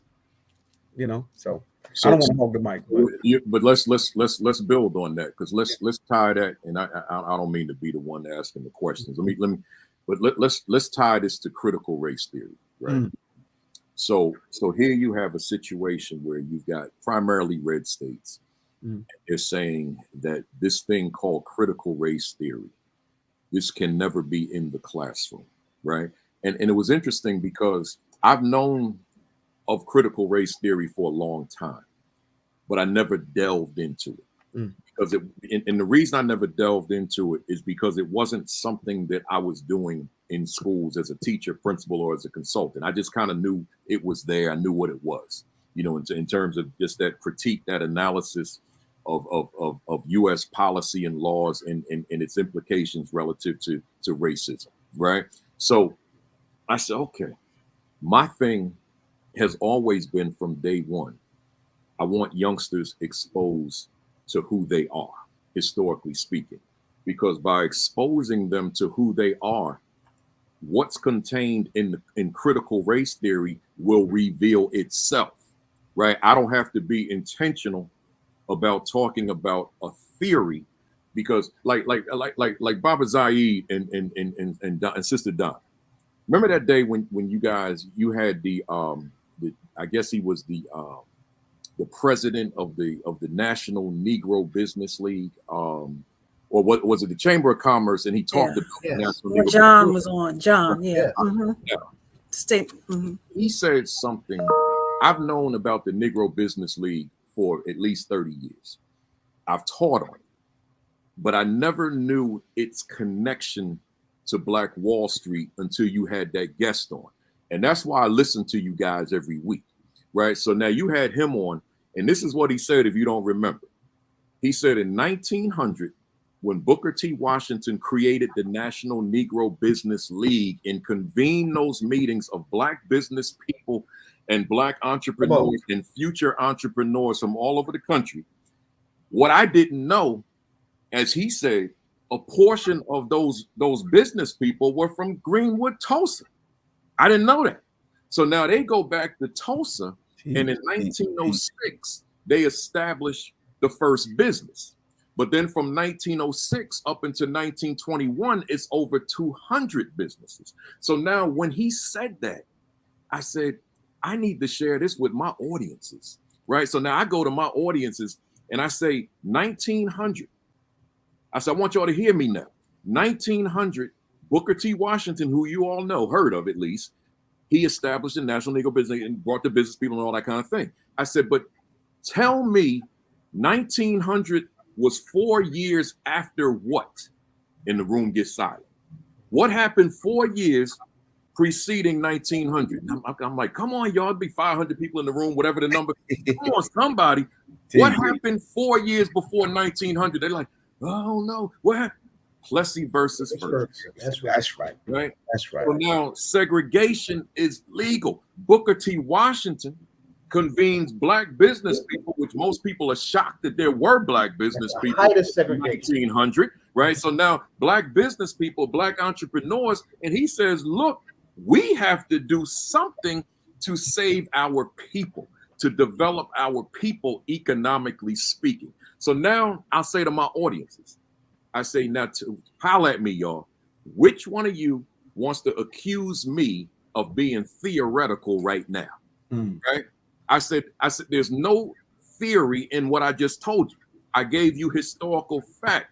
But then I go on and say to them, I say, I could categorize what I just said as African American history, but I refuse. I said, instead, I'm going to categorize it as American history that never made it into curriculum, textbooks, or instruction. So now I remember, like in July, I was in northwestern Minnesota. Ain't no Black folks up there. But I had to fly into northeastern North Dakota because that was the closest airport. So I drive over and I'm doing a keynote on whatever it was. Well, the folks loved the keynote, so they all stayed for the breakout session, right? So in the breakout, I said, let me hit them with some history, right? So I gave them all these different examples, but the first one was the Booker T. Washington. I said to them, I said, come on now, I know where I'm at in terms geographically speaking. Somebody tell me that I just gave you some critical race theory. Go ahead, I'm waiting. Go ahead. Nah, you talking history. I said, but I mentioned race because if I didn't mention race, there would be no context for what I just told you. It wouldn't have any sting to it. But because I told you that Black people had to figure out a way to sustain themselves in 1900, then mentioning the word race gave it the context that it needed. Here's what them folks did. I said to them, let me get back on topic, y'all. They said, Principal Kafele, no, don't. Could you drop some more of this history on us? Well, they ain't say drop. Could you share some more of this right with us? I said, y'all, this what y'all want? They said, yeah, we ain't never heard nothing like this before. So about the next 90 minutes, I'm just off the top of my head because it wasn't in my notes, just giving them history. And they coming up to me, man, after the session, like, man, like I feel angry. Like, why don't I know this? Why was I deprived of this? I mean, a lot of my white educated colleagues, they get upset just when like, where's this book at? I say to them, read this. I read John Jackson, right? Read Introduction to African. I say, here's a good intro book. Man, they'll go on Twitter, post the cover, and say, Kafele, yo, I never heard this before. That's right. This, like one of them said to me, I've been lying to the students for 25 years. That's white teacher. I've been lying to the students for 25 years. And then, or something that we all take for granted, I dropped Lewis Latimer on. Wow. They like, what? I said, yeah, you never seen a Thomas Edison bulb in your life unless you went to the museum. That's right. You ain't never sat under one because they don't exist. It's Lewis Latimer. So then I say, but don't take my word for it. Go to Ivan Van Sertima. See, not just giving them the information. That's but right. I'm gonna give them the title. That's right. And then he got his house is a museum in Queens. Yeah, right. So I said, go here, and it'll break it down and with blueprint. Or there's another great book that's out of print now, but it was amazing. It's called Black Inventors of America by McKinley Burt Jr. I remember that. Sure, I used to use it all the time. Yeah, I still do. But Amazon sells it for like over $100. I put it out there at one of my lectures, and the teacher spent $100. I posted it on with it. Said, "Look, Kafele, you said it was something I need to read. I paid the $100." And I got it. That's awesome. But see, that's that, going back to Bashir, that's that passion, man. That's that sense of mission where, the money, like people used to ask me sometime, did I go into administration for the money? Nah, I'm gonna be, I'm just gonna keep it real. I was called to be a principal. That's why I use principal as my name. That's right. Baruti Kafele, they know me as Principal Kafele. That's right. I was called to do that work. So I just answered the call, right? I can't tell you the number of times back when they used to give you a paycheck, they used to have to remind me to take it home. I wasn't thinking about it. Like even now, my clients, they like, when you going, it's 2 months later, they like, when you going to send us an invoice? We want to pay you. I'm like, oh yeah, that's right. Y'all pay me for this. Because I just want to do the work. So I'm really not thinking about the money. Your gift will make room for you. It really definitely will. But Principal Kafele and Bashir, I love how our discussions always come full circle. At the beginning of the show, and Bashir has said this several times, that Newark is the only school, the only municipality that has implemented the Amistad. Right. Amistad, as a law, was passed what year? 2002. 2002. So 19 years later, and I will often say, and my colleagues up here probably say the same thing. If it never is implemented in Chatham, whatever, we probably would be out. But to not see it fully implemented in our municipalities in Essex County, our urban municipalities, why? And what is it? Why? The why? What is it? What do we need to do? I mean, we're trying to go for critical race, here we can't even get, something as great as the Amistad. I look at some of the problem, and I will certainly own responsibility myself, because I'm not at board meetings. The reason is because I'm always on airplanes. But I think that if the community put pressure on boards of education, that's right. And can't get around it. Just went to those meetings and said, look, we just like community activists demand whatever it is they demand. If we went to meetings and demanded the implementation of something that has been law for over 20 years, I think that we would see it. But I don't know that is occurring where there's a pressure that's being applied to a board, to a superintendent to say, look, when are we going to get started? Because you see what happened as soon as New York City puts a black woman, Misha Porter, as the chancellor of education. They went on. African American history is now being mandated K-12 in every school in New York City. That's right. 5 boroughs. Yep. right? So all it was a change in leadership, Mhm. right? So it's doable, but It is doable. You know, but it's, and that was one of our demands when we were organizing, you know, in the streets with the Early days of the NAVC. That's right. You know, big shout out to NAVC, Newark Anti-Violence Coalition. That was one of our demands. yeah, All right. Every corner, every place in the city we went to, right? We fired up the community to demand, to go to the board and demand that the Newark Public Schools adhere to the Amistad law. And big shout out to Donald, big shout out to Bill Payne and Craig Stanley. They were the writers, the authors of the Amistad. They got that passed in 2002. You know, and Brother Payne said it, and Stanley said it took many years to get that passed in the State House, but we got it done, right? So, but that's what we did. And Baba Zai can elaborate on it. You know, again, he was there, one of the original founders of the NABC. You know, that was our demand. We went everywhere with that. And we went to the board. Well, I would say several things. One, I mean, what Baruti just said is important about the whole question of parents being vocal in their local communities around their local school boards, right? And that's something that's another organizing step that we lost over the last generation or so, right? That we have to figure out how to recover.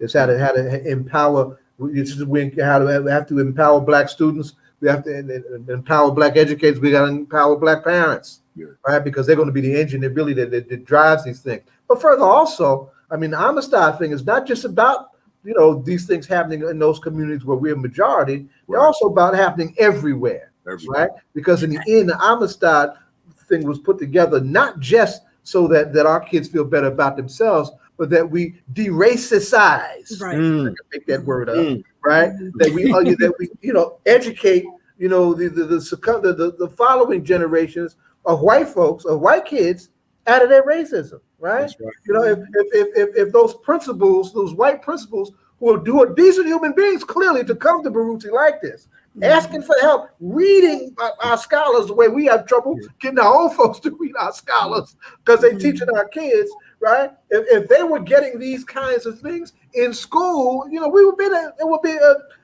a very different paradigm that we would be working with, and we would be moving ahead on the question of race. Malcolm made that plain many years ago. If there's ever a fundamental place to go and try to undo the question of race, it has to be education.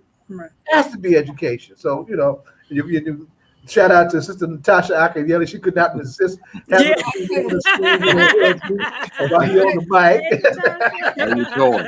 I walked by and my sister Kachaya Wilson is watching, and they have 10 children. Right. And they live in Newark, and they have children at Science Park like us. And the sister said, Natasha, I just saw you walk by and I didn't even think about it. So I said, I'm going to come back and shout out. But I also am giving a big shout out to my favorite principal, because at the end of it is PAL. And that means that a principal should be a friend, someone who cares about you. That's what Brother Kafele taught me. I would like to invite you to come to Science Park and speak to our parents and bring some books. So I'll be talking to you about it. Yeah, reach out to me. We make it happen. Absolutely. And Sister Natasha, pull up a chair. You can invite him to the mansion. He can speak over there too. You can. Okay. Right now, they're not open right now. Okay. I mean, once you get back open, right once you get back. I guess before the pandemic during Kwanzaa, I was over there. Saeed was over there. Yeah. Right. We had Kwanzaa over there. That's right. Yeah. Well, so the East Orange Family Success Center, we all left. Okay. They have a new company who's come in. They're still there. They're just not as culturally bound as we were, or culturally sound, but they are there. There are resources. You all call me if you want to buy a house. Look, listen, I'm in the real estate. Oh, there you go. Here we go, Natasha. We'll be on. We'll have to get a segment for us during the first week. Real estate. Yes, ma'am. No doubt. My wife, Brother Rudy, my wife is the president of the PTO at Science Park High School. Yes. Okay. All right. But what and that's what we're talking about. Yeah. And see, we need more parents that understand that their power and their responsibility like that. Yeah. What I would like to know.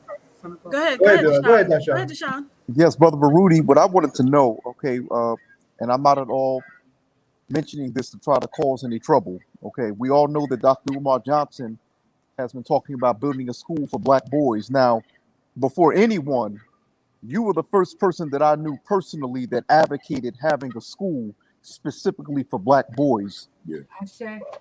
Now, what I want to know from you, I take it you still support that notion. Absolutely, 1,000%.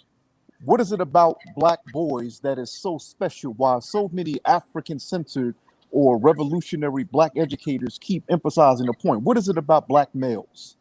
Well, in terms of having a school for black males, and there are other systems across the country. One that comes to mind is the one in Louisville, the W.E.B. Du Bois School for males, and it's primarily black males. But when the data speaks for itself. You look at achievement data, you look at discipline data, you look at whatever data. However, I can't point my finger at the young man, right? I don't blame the young man for the data as it is right now. But I do look at, in terms of my whole motivation for wanting to move in that direction, and I'm still not so old that I can't still do it. But I'm looking at the environment that the young men are forced to learn within, right? And if that environment doesn't understand them, like let me say it differently, because it just opens the door for the whole conversation about being culturally responsive, culturally relevant. You take, for example, I don't know how many people are watching right now, but last time I checked, it was about 11 people watching, right? And if they stay on until this program is over, there's only one reason that they're going to stay on. And that reason is because this program is speaking to their world. And if it stops speaking to their world, then there's no real incentive to continue to listen. And that's how it is for anything that we gravitate to. As long as it's speaking to us, then we'll continue to listen. So you think about the young man who's growing up within his own culture, subculture, etc., but being in an environment that does not necessarily speak to him, right? I think about myself. It's no secret. It's extremely public that it took me 5 years to graduate from high school, right? Not 4, and the GPA was 1.5, and then didn't go to college until 5 years later. Stopped in junior college, but never went to class. Just enrolled. So my point was, there was nothing about education during that time that spoke to me. So to go to Kane and to graduate summa cum laude at the top of my class, I did not get smart. See, that it just, the brain doesn't work that way. I didn't overnight, like, I got smart. There was something in me that said, you can do this work at a high level, but the thing was, but what's on the other side of it that I would want to put in the effort in the first place? So if you got the young man sitting in the classroom and the environment is not something that captivates his attention, right? And then the correlation is not there, that he sees that by me giving maximum effort today, there's something worthwhile on the other side, whatever that may be in terms of his voice, his purpose, his goals, his ambition. If I can't draw that correlation, then I may not give that kind of effort. But then sprinkled in all of that is the history. See, if I don't know who I am, then what is this that I'm trying to get to, and I don't understand my place along the continuum? See, so with me to go from that F student, that D student, that 1.5 to that 4.0 student, and then the same thing at the master's level, is because now I've got a certain consciousness and I understand my role and responsibility. In fact, I will add the word obligation. Mm-hmm. So remember, you graduated from Sojourner Truth Middle School in East Orange. I go on a few years later and become the principal of Sojourner Truth Middle School in East Orange. I go to the superintendent as a green, raw, rookie principal that knows nothing about principal leadership and says, Doc, learning has got to be culturally relevant in this school. What do you mean? What do you mean, Baruti? Meaning that I need the students to be able to see themselves on the pages. I need the teachers to know who these children are that are in front of them.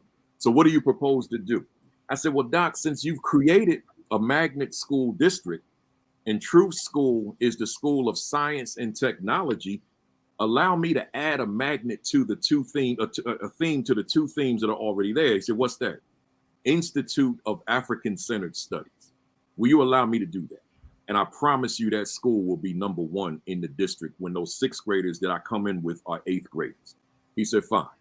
So we go on and do it. We make Malefi Asante's text, Journey to Liberation, the standard text for our elective called African American History 1 and 2. And we make Tony Browder's text, Nile Valley Contributions to Civilization, the standard text at grade 7, which Chase taught, Brother Otto, and Ted Bowler taught mathematics, but he was able to infuse what we were doing in the math as well as so many of the other teachers. So what happens? And then just Dr. Jeffries is a regular in the building. Dr. Gunther is a regular in the building. Infadushi is a regular in the building. So we bringing all these cats in the building. The culture is shifting. It's shifting. It's shifting. And now when we talk about achievement, yeah, we not only are we number one in the East Orange, we're number one in the entire state of New Jersey of schools with comparable demographics. So the question became, but what was that y'all did? I said, I put the children on the pages, man, because if I'm in a classroom and I don't see me, if you and I are watching television and I can't relate nor identify with it, if you and I are listening to music somewhere and it's not of interest to me, then we're going to tune out. So let me make sure that I put something in front of them that they see themselves and thereby see their possibilities. So with a school, and I'm gonna end it right here. With a school, when we talk about an African-centered school, I just wrote a post on Facebook 2 days ago. I said, your Black male mentorship program that's devoid of history is not worth its weight. Right? I'm paraphrasing myself. Anybody that has a program for Black boys, and it's just about empowerment, right? And all these positive messages and so forth, but it's not anchored in the history of the very young men that we're talking about, then that's a program that's flawed from the outset. It's got to have the history. It's got to have the culture, because he's got to understand his connection to the bigger. And Principal Kafele, and Bashir, you spoke about visuals in the beginning and how important. I think going into this bookstore source of knowledge, I think that's one of the things that immediately grabs anybody that walks into that store is the visual. Yes. She is very, they are very conscious of what they put up on those racks. And you see nothing but a reflections of us in our community. And it's very, very important. I know it takes me an hour to get down through the source of knowledge, because all I see is us. You look at from the illustration to the topics and things like that. So it's very, very important. And we have to, and as educators, we have to get that across, and it has to be fully understood from the time you walk in the door, that from whatever's on the wall in the schools to all that, it needs to be reflective. And I know we're coming to an end, and one of the things we did not get to talk about was schools being safe havens, and how, and as you know the question we're going to ask you, so we need to know what you're listening to these days. But can you, as you go out, can you talk about as our babies go back into the schools? We just had a tragic situation here in Orange. How important is it as a community that we understand that when these babies get to school, sometimes the school is the safest place that some of them will see in their 24-hour day? It certainly should be. Well, or should be. Thanks, as an aside, you talked about source of knowledge. While you guys were in the first block, CBS News did a feature on them. So they were on with Maurice Dubois and Christy Davis. Yeah, 2 weeks ago I was there. Oh, okay. Well, they just filmed it. They filmed it 2 weeks ago, and then they broadcasted it tonight. We got to see if we can get that clip, Deshaun, so we can put on the All Politics page if we can work on that. Probably has it right on her page now. Okay. Yeah, but school is safe haven for both physically and emotionally. You know, a lot of times, you know, we talk about the purpose of school being to learn and that being the number one priority, but really it's not. You know, the number one priority is the safety of children and staff, and then the learning is just a given. But there's got to be a real intentionality about youngsters feeling physically safe in a school, but also feeling emotionally safe in a school. You know, in the context of the world upon which we live right now, youngsters are going through all sorts of changes, right? And youngsters are trying to be themselves, whatever that may mean, right?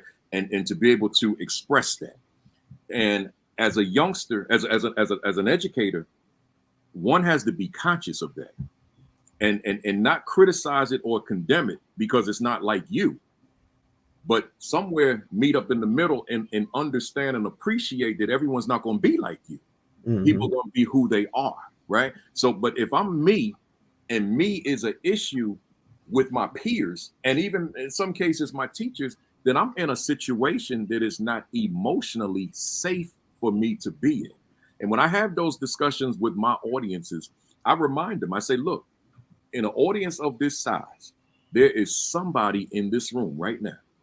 If my words that I just used to express about youngsters not feeling emotionally safe and secure in school, somebody in this room right now is hurting because I just opened up a wound. Right? Somebody in this room as an adult, you've been a teacher for years, you are sitting here in pain right now because you remember those days because that stuff never disappears. And typically what they will do during a break, a lunch break, rest, bathroom break, whatever break we take, that person will reveal themselves to me and come up to me crying, I'm the one you were talking about. Teach, bro. Teach. I'm hurting. I'm 40 something years old. I'm 50 something years old. But by you saying what you just said took me back to fourth grade when I wasn't accepted for who I was. You know, my weight, my height, my hair, my complexion, right? Whatever, right? So I remind educators, because it's not just the teachers, everybody in the building, that remember they're children now, and you have to appreciate them for who they are. You know, your role is not necessarily to make them what you want them to be. Your role is to meet them somewhere and allow them to grow and evolve into what they were born to become. Right. But if real quick, y'all, but if youngster grew up in a bubble over here where my left hand is, which we'll call in the Black community for sake of discussion, a short example. But teacher grew up in a bubble up West Orange, up 280, up in Livingston somewhere, right? Milburn somewhere.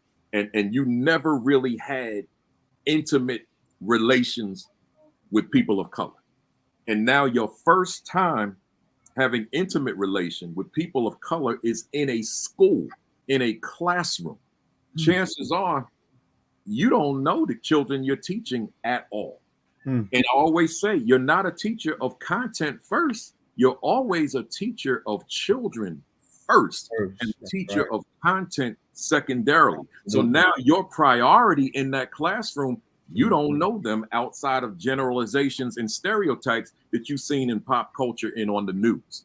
So now you got a whole transformation, of unlearning, of undoing, and then a remolding and reshaping. And that's why a principal with that consciousness is so critical to help that teacher to evolve, as opposed to seeing that teacher through that lens of that community that you may have grown up in. Not to condemn the community, but to say that the community may not have had interaction with the community on the other side of 280, right? Route 280. So now you got two different worlds coming together in that classroom, and that individual is coming from that world that I don't know the Black community is the one who's in charge and in control in that classroom. And therefore, no wonder we see the issues. That's what Yawanzik and Jufu raised. Yawanzik and Jufu had raised the same point. And as we begin, I just wanted to say this, that, you know, if I could real quick, I was a little winded coming on the show today because, you know, since the beginning of the school year, it's been a challenge coming out of quarantine, getting back in the classroom, you know. And so, you know, our students, man, they're serious, you know what I'm saying?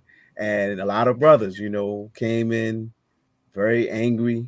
Brother Baruti, very angry, but I consistently hit him with our culture, consistently. Hotep, brother, Black Power, brother, power to the people, king, queen. You know what I'm saying? And I mean, kids, cursing people out Yeah. every day. Little by little, it's different, all of that came down. All of that. Pandemic did some real damage, man. I was working with a school in Columbia, South Carolina, a couple of weeks ago, and we were talking about and Principal Grill, I'm gonna let you say that. I just want to welcome Brother Jihad into. No, go ahead and say your thought. I just want to welcome Brother Jihad into it, and Bashir, you're going to do the intro, and go ahead and your thought, but don't forget to tell us what you're listening to. You can't get away. Okay, go ahead. Go ahead, Principal. The staff was so exhausted that one of the teachers said to me, she said, Principal Kafele, this is a different kind of tired. She said, I slept 8 hours and woke up exhausted, right? And I'm hearing that, and then the whole staff was like, amen, right? So instead of me dealing with my topic that day, we dealt with some serious self-care for the next 3 hours, right? And because they needed that more than they needed what I was bringing. So, but in terms of what I'm listening to, last time I was on, I told you guys KRS-One, but I'm gonna go in a different direction right now, right? In terms of when I talked to you about who my hip hop artist was, but I want to go in a different direction. Last night, I sat in this chair, and I put on, I guess, about 6 Johnny Guitar Watson songs, right? Wow! And I was singing them out loud because I grew up on that, so I was singing. Thank you for that, Kimberly Riley. I was singing. I know all the lyrics, man. So I'm singing, and my youngest son was sitting literally right in front of me here. And I said, listen to him, right? He's rapping. He's not just singing, right? So I said, so I'm wondering, when we talk about the hip hop generation, I'm wondering how many of them know Johnny Guitar Watson. Because he's literally rapping when you listen to Real Mother For You, he's rapping in that song. He's not just singing. But then I said to my son, I said, but also, this is Prince before Prince. Right. Because every song he says, come here, guitar. And then he does that solo, man. Right. And it's like, so I'm just wondering, and I mean, we all know the answer. Folks don't know no Johnny Guitar Watson. That's classic. But that's our fault. We got to expose. Him. It is a real mother for you for sure. Real mother. Peace, Baba Zaid. Brother Baruti, it's always a pleasure. Rudy, that was loaded. Okay, you know what? And that the question that Donna raised is a fertile point that we have not touched, and we've had a bevy of good educators doing discussions with us recently. We need to really talk about the impact that COVID has had on us trying to get our kids through school. Yeah. We really need to have that kind of conversation. Let's put a pin in that and figure that out real soon. Yes, we need to have a whole conversation about that. It's been a challenge, brother. Ooh. I'm one of those educators that go to bed early now. I used to be a Nighthawk, Baba Zaid. I go to bed early now, brother. I'm worn out, brother. Well, as we transition, Principal Kafele, I just love how our conversations are so organic and not planned to be, but they're just naturally organic. We're gonna have Brother Jihad, and I see in the parentheses letters to our sons, and as Principal Kafele was going out, it was like a letter to our son. So Bashir or Zaid, whoever's doing the intro as you transition, can you go ahead? Okay. And I'm gonna listen to y'all on Facebook. So I appreciate everybody. Okay. Shimotep. And I want you to shout out our DJ, because our DJ, I don't know if you've seen his comments, but you was hitting him right in the heart this evening. I'm gonna read them now. Yeah, DJ Rhino, if you hear me, man. Ride. I listen to you every Friday night, man. So I get the latest on the hip hop news that's going on out there. And I can't wait till we can get back in the studio setting so we can really let Rhino ride for sure. Absolutely. Right? Hotep. So this has been point number 5 of the 10-point platform of the Black Panther Party. Right. That's right. Circa 2021. Yeah, absolutely. Age of COVID. with Absolutely. none other than Principal Kafele, our favorite principal on fire. Great Absolutely. session. Real pleasure. Real Great pleasure. talk. A lot of wisdom Appreciate tonight. it. I'm gonna listen to y'all on Facebook, man. Y'all All have right. All right. Good to have you, Thanks beloved. for calling, my brother. We'll Hotel. have to have you back soon. Right now, it is my pleasure and honor to have someone who I've looked up to for a long time. Jihad, I want you to know that you just had around this discussion we had with this legendary educator. The three of the folks who are on this call were also in the new Black Panther Party, and both of them were under my command. That's So right. as we observe the anniversary of the party today, the continuum of those of us serious about trying to make the continuum, be real, has been very real right in this very space. I want you to know that as you come in. Today is, as we said at the top of the show, the 55th anniversary of the launching of the Black Panther Party, October 15th, 1966. That's right. Was a day that would launch one of the most courageous expressions and most creative expressions of political consciousness and commitment that we've seen in the last several generations, and I'll say that in the plural sense. And who we're getting ready to introduce to you now is someone who was a part of that, right? And a part of that in a very organic way, in a very profound way. And as we've talked about folks paying the price that their generation paid for that commitment, he paid that price. Also, Jihad Abdul Mumit is the chair of the Jericho movement, and we're getting ready for a major international human rights tribunal next week that he's going to talk about. But Jihad is Black Panther Party, and it's one of the things. Let me introduce Jihad this way.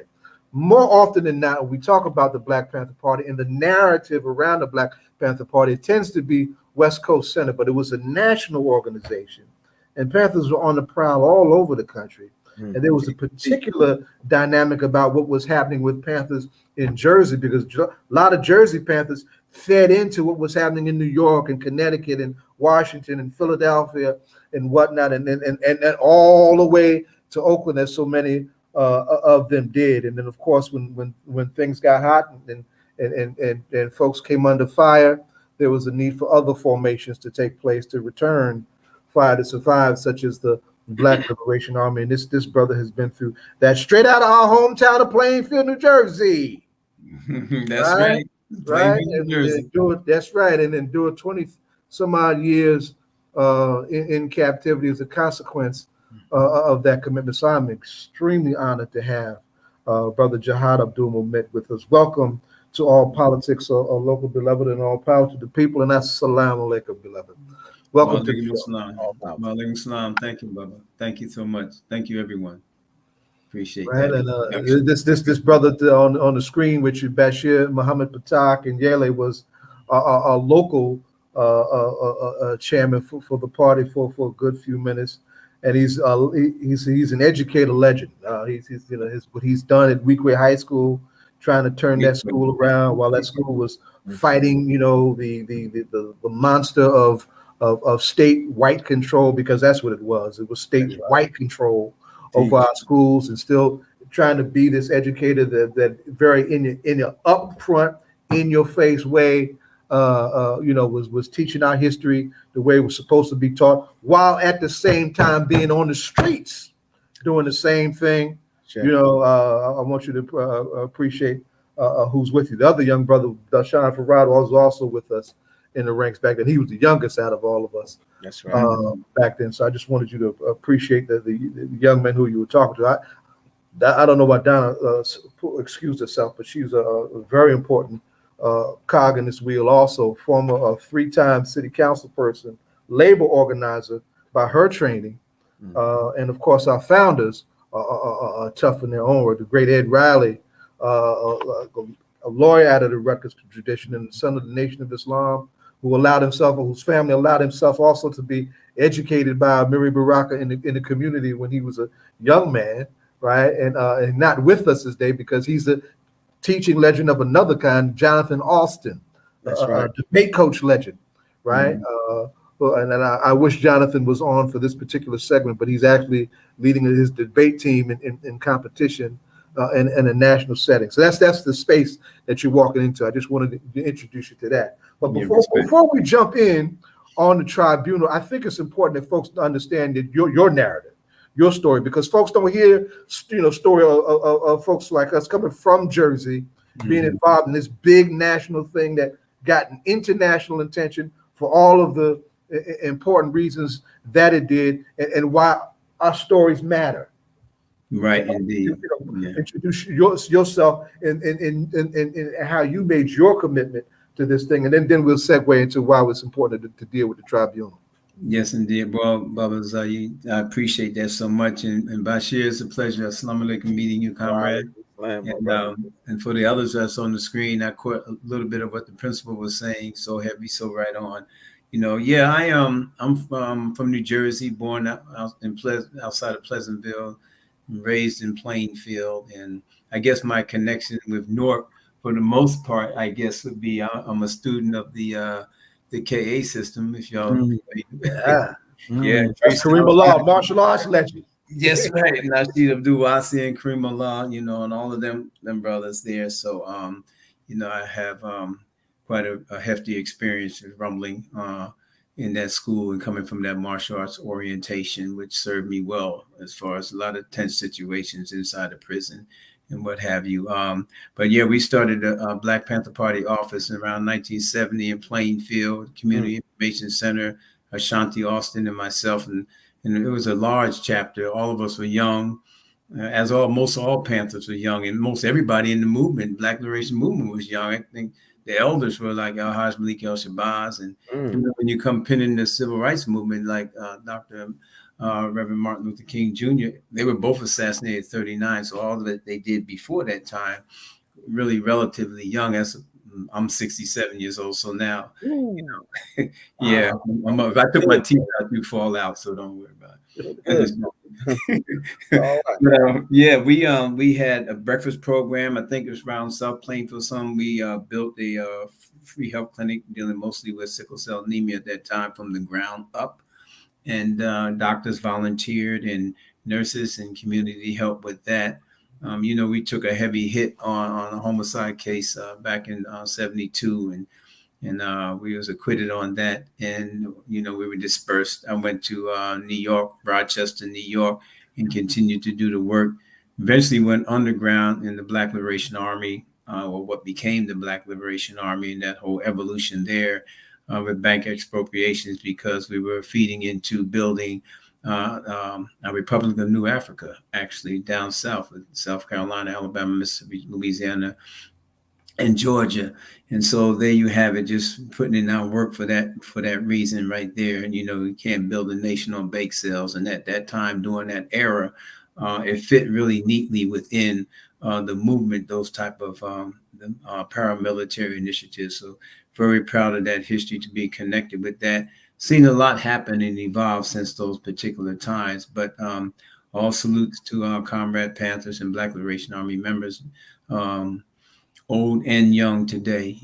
Top salute in the history that we made in carving out a powerful direction for the country and addressing our freedom, which we will talk about in a minute with the tribunal.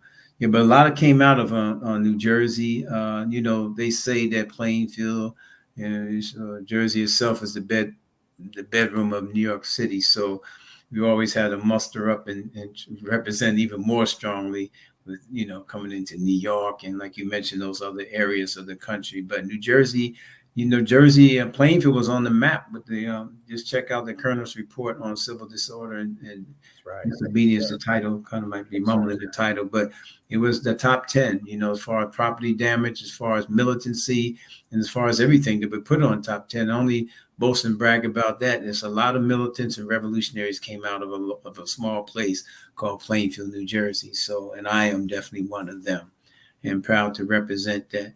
So I caught a 43-year sentence, and I did about 23 years on that in the federal system. I came home in 2000 off of parole in 2006. During that time, I couldn't associate with anybody. I had tight parole. Federal parole was kind of tight, and they were definitely on me kind of tight. So I didn't associate with any other comrades. And I joined the Jericho movement when Bubba Herman Ferguson was still alive. around 2009 became the transitional or the interim, that's the better word, interim chairperson. They're going through some structural infrastructure challenges at that time. And then after that 1 year, I was voted in with the position of being the chairperson. I had working with wonderful comrades, focusing on the issue of political prisoners and our right to defend ourselves, our right to pick up arms if necessary in defense against structural, systemic, historical colonialism and the use of genocide as as a part of that colonialist experience that we experienced. And we have definitely been colonized. Our mind is still colonized. Somebody just Haj Malik El-Jabbar says, colonized from what, and by who? Somebody said, well, Africa connections. I didn't leave anything in Africa. Well, you know what he said? You left your mind in Africa. We left a lot in Africa, actually, our deen, our religion, and a lot of things. But here we are. And the thing about our experience here in the United States, when we talk about genocide, the killing of part or whole of identifiable group of people, which New Africans or people of African descent are clearly an identified group of people, our own cultural language and mores and values as such, even though we're homogenized more and more every day into the fabric of mainstream society, but we're still identifiable. The genocide being that has went on for 400 years as such now has actually become normalized, and you don't even see the intent behind that. Most times when you talk about genocide, then I'll be quiet in case you have a question. A lot of times you talk about something that has a beginning, a definitive start, and a definitive end. Bosnia-Herzegovina, Rwanda, definitely what happened to the Jews in Germany with the Nazis there, the beginning and the end. You can almost quantify how many people were killed. And you're tracking down war criminals even to this very, very day. And so, but when it comes to Black people in America, it's the beginning time. We can pretty much determine that. But it's still going on for centuries now, to the part that it's almost became a very facet of our lives. Another person killed, still marginalized, can't access medical care and attention. When environment and different national disasters were the last to be serviced and taken care of, the jobs, menial tasks, and just patronizing the few that's made it up in certain ranks. And even though somebody can boast about the progress that this country has made on the backs of slaves, I might add, materially, technologically speaking, and what have you, the systems of oppression still exist, and therefore we introduce the old familiar saying, the more things change, the more they remain the same. And a lot of people want it to remain the same, as been evidenced by Donald Trump and the millions of people that follow him coming out. Yeah. So, let's make America great again. Let's take it all the way back to slave plantation with Black people and know their place. Yes, you can get some athletes up in there and even an astronaut now, or one or two, but the structures remain the same. Don't you ever forget who's boss. Don't you ever try to change it. Don't mess with our money. And the rich will remain so, and we will continue in that vein. And so here we are today, as it relates to Jericho, trying to still uplift the freedom fighters that's been in prison now, as all of you on the phone, on the program know very well, 50, 60 years now. And the United States, and tell me if I'm rambling, please, the United States has been very successful, extremely successful in criminalizing our movement, particularly the military, paramilitary, guerrilla warfare aspects of our movement, criminalizing it to the point today that it's hard for Joe Blow activists, and no disrespect to anybody, to even stand up and champion the cause and demand the release of these freedom fighters. When somebody sticks a microphone in your face and they're facing and says, well, do you know what they was in prison for? Yeah, 50 years later, the narrative is relegated down to one simple fact. Yeah, you killed a policeman, didn't you? And so, oh my God, no, let's talk about those that was framed and didn't do it. And that's easier and more palatable. But we're leaving to the dustbin, those have fought. And we have a proud history, but they criminalize it to such a point where it's hard for people to rationalize 40, 50 years later that we are actually on the vanguard page of that type of liberation struggle. And one of the things that Jericho does is to make sure that we teach, preach, and explain that narrative away, and that we did have a right by international law to fight for our freedom by any means necessary, as Sheikh Al-Hazmi Lik Al-Shabazz says. Fighting for freedom is not a crime. That's right. And that's right. And not only that, you know, this tribunal, we have Howard Law School under Attorney Justin Hansford and Sister Bilquis Wilkerson and the whole law clinic there. Those students worked on this indictment. But I made it clear to them when we was explaining, you know, because politics are in command here, that even if there wasn't an international law legitimizing and justifying giving us the right to fight, I couldn't care if there was a law at all myself. You're hanging us, you're putting us in the bottom of a lake, a river, you're killing our people, you're sterilizing them, you're raping our women, you're torturing us, you're abusing us, you're ravished our minds. Where we, as the principal said, we killing each other in the schools, on the streets, in the neighborhoods. All these vestiges and cobwebs and trauma from the ravages of slavery. And you telling me that I need a law, a man-made law at that, when the Quran says we have a right to defend ourselves and fight for our freedom? I don't care if there's a law or not, be honest with you, but just so happened there is international laws supporting our right for self-determination. That's the page the BLA members are on. That's You know, right. we don't care if you sanction it, European nations or anything sanction our right to defend ourselves and pick up. You can have a law or not have a law, because at one time there was no law saying it was illegal to have us in segregated water fountains or anything else that they eventually changed. So the fact that it may not have been a law or anything like that to give them means a hill of a beans in terms of us moving forward and establishing and making it clear that we have a right to defend ourselves and fight for our freedom. And we have to be clear about that and strong about that and strategic about that and thinking about that, you know. And so it's an ongoing process. I'll stop there so you can redirect me on some questions, but that's where I'm coming from. Clear and simple. Right on. And that's important. I mean, you know, and the list is heavy. I mean, one of the tasks that we're taking up very seriously in Jersey, of course, is around Sundiata's case, right? Mm-hmm. Right. Mm-hmm. 1973 is 48 years ago. Mm-hmm. Okay, 48 years ago. That's right. Man is now 84 years old. Was cleared for parole years ago. Mm-hmm. Years ago. Mm-hmm. But the parole system is resentencing our freedom fighters to life imprisonment or death by imprisonment, right? And that ain't how that's supposed to go, right? Mm-hmm. And most folks don't even know Sundiata's name. And one of the things that, I mean, it's healthy, we see this new interest of young sisters, you know, embracing New World womanism and whatnot, and lifting up Asada. But wait a minute, you can't lift up Asada and leave her comrades hanging. That's right. Right? She wouldn't allow that, right? That's so right. Y'all need to really understand that you have an obligation as you lift up Asada to lift up her comrades, all of them in that trajectory of sacrifice that they made for your behind to be able to walk around with that shirt on and that style and that vibe and that coolness or whatever, you know, and be all right with it when there was a time we had to fight everybody. That's right. It's the right to be able to walk around like that. That's you right. know? That's so, right. So no, you're right on point. So let's unpack it. When the tribunal is happening next week? What is it going to look like? Where is it going to be? I just put the link up in the chat. Give us some breakdown on it.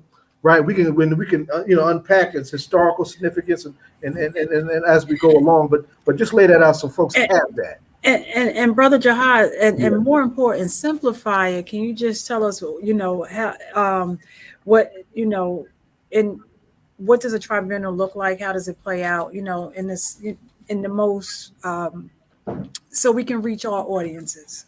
Right, indeed. Thank you, sister. Okay, so yes. Just a brief history about it, then get into it, actually what it is, which is what we want to hear. But, you know, before Jalil Muttaqin, also recently released political prisoner. After 49 years. Yes, indeed. You know, but before he was released, he, amongst many things that he has done in prison, he called for the establishment of a coalition, and that coalition was the Mandela Coalition, the spirit of Mandela. And it was in the beginning spirit of Nelson Mandela, but just like you said, uplifting our sisters and bringing them into the space.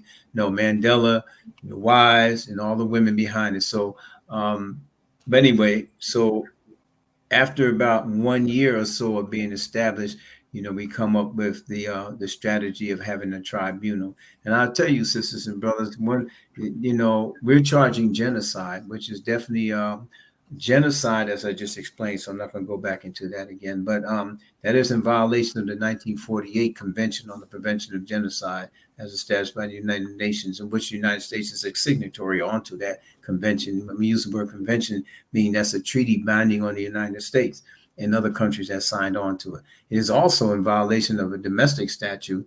If you're not familiar, that statute is 18 USC 1091. You need to, I can talk it right at the same time, but maybe sister, you can put in the chat, 18 USC United States Code 1091 is the violation, of the charging genocide. The United States is flat out guilty of that. So the tribunal initially, we're always talking at Jericho and other similar organizations, how to free our freedom fighters, how to free these political prisoners. But historically, since I've been home, and Jericho started 2 years before I came home, but so the narrative has always been trying to almost, and I'm using the word convince, mind you now, convince even our own people that we have freedom fighters that fought for our freedoms, that we even fought for where we are today, as Baba Zaid just said, languishing in these prisons. We almost have to go out of our way back, twisting arms to convince even activists that, hey, look, there's no legitimate, authentic liberation movement in any form, fashion, whatsoever, if it doesn't champion in some way and regard the freedom of the prisoners that went before, those that's in prison.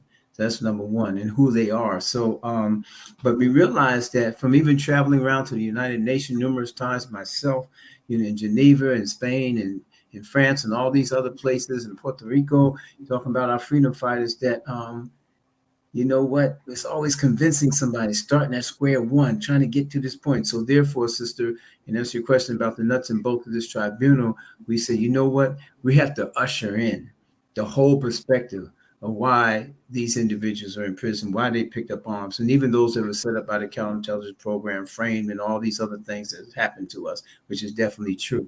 And so we decided to bring into the space the other issues and components of how genocide has been inflicted upon us. So the tribunal is charging genocide. I just mentioned the international and the international statutes and treaties that's been in violation of there. Okay.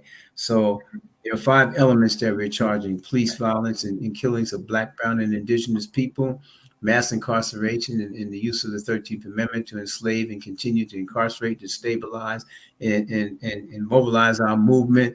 That's the second one, of Black, brown, and indigenous people. The third one in the middle of that is to call for the freedom of our freedom fighters, our political prisoners. That's 1, 2, and 3.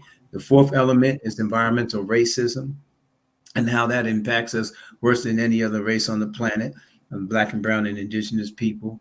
And how that's also part of the whole vibe of colonialism, capitalism, genocide, and how we're being exploited to the point of being victim by genocide. And the last one is public health, and how the trauma is from the vestiges of slavery and all medical, mental health issues that we have calculated, because one of the elements of genocide is to develop a condition, a culture, environment that is calculated to marginalize, kill, and whole or part a group of people. And you've done that to us. That's right. You gutted us. You gutted our manhood, our sisterhood, our humanity. You gutted us. You gutted our consciousness, our self-respect, our dignity, everything calculated to do just that. And that's what the system has done to us. Those are the charges, sister. We charge genocide, and under that, killing the Black, brown, indigenous people, mass incarceration, just making it brief now, political prisoners, environmental racism, and public health, and the vestiges of health and mental health of our people. Those are the 5 elements of this charge of genocide. And so and this is going to be held next weekend. On Saturday and Sunday, it's the testimonies, the tribunal itself. Friday night, the 22nd, from 6 to 9. You can register. There's the sister put the Baba Zaid put the information there for you to check it out. From 6 to 9, it's going to be physically held at the Malcolm X Betty Shabazz Educational Cultural Center, Uptown Harlem, on Broadway, right near 165th Street, around that area right there. But it is only so big of a venue, but the whole world can look live stream from your living room, from your kitchen, and enjoy the festivities on Friday night with the speakers. Oscar Lopez Rivera is one of the speakers, formerly political prisoner, representing the FALN from Puerto Rico. 38 years. Yes, indeed. He's one of my co-defendants too. Sure.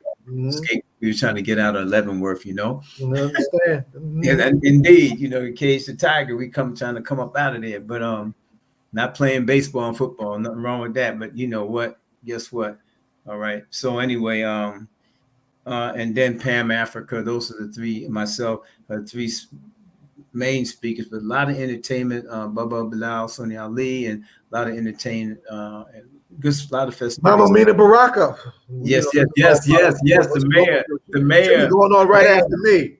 The mayor. Yes, indeed. So just tripping through it in my mind. That's Friday night from 6 to 9. You can tune in with it. You can register and you can look at it from your living room and just enjoy yourself, or host a party, or whatever the case may be. And then we segue into a very serious 2 days of testimony. The first day, Saturday, deal with police violence, mass incarceration, summarizing it, and political prisoners. The Sunday will deal with environmental racism and public health, and the trauma that we experience mentally and physically, to our bodies and to our minds.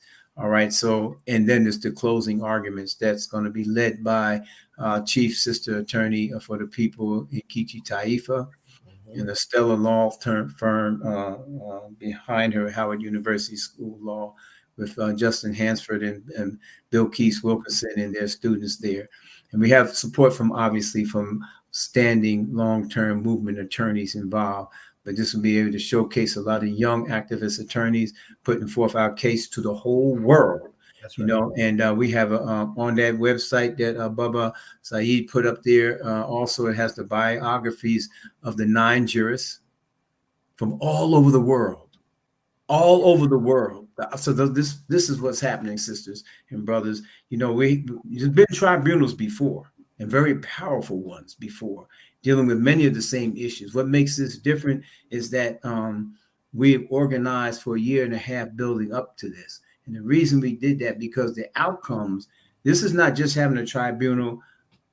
More than likely, there'll be the United States government and the states will be found guilty. And I say more than likely because these jurists are not our bedfellows, our cronies, and our friends necessarily. They're human rights activists and representatives of countries all around the world. But we have to prove our case. We have to prove the already proven. You and I know the deal, but we have to prove it to the world, the American public, and these jurists, to make our case, that we charge genocide, to find them guilty. And these jurists, or the eyes of the world, will be looking at us. We have a very big microphone to say what we've been saying for decades now in our small silos, particularly since the relative demise of the Black Liberation Movement. I say relative because it's not totally extinguished.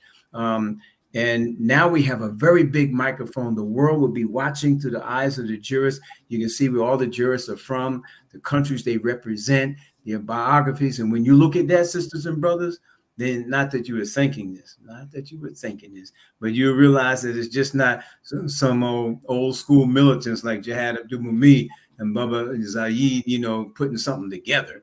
No, this has international stature. Eyes will be looking, and we have a very big microphone to make our case, not only on political prisoners, but how genocide has been inflicted on us. And as a result, and this is the last thing I want to say, as a result of this tribunal, we'll be situated to form some very national initiatives.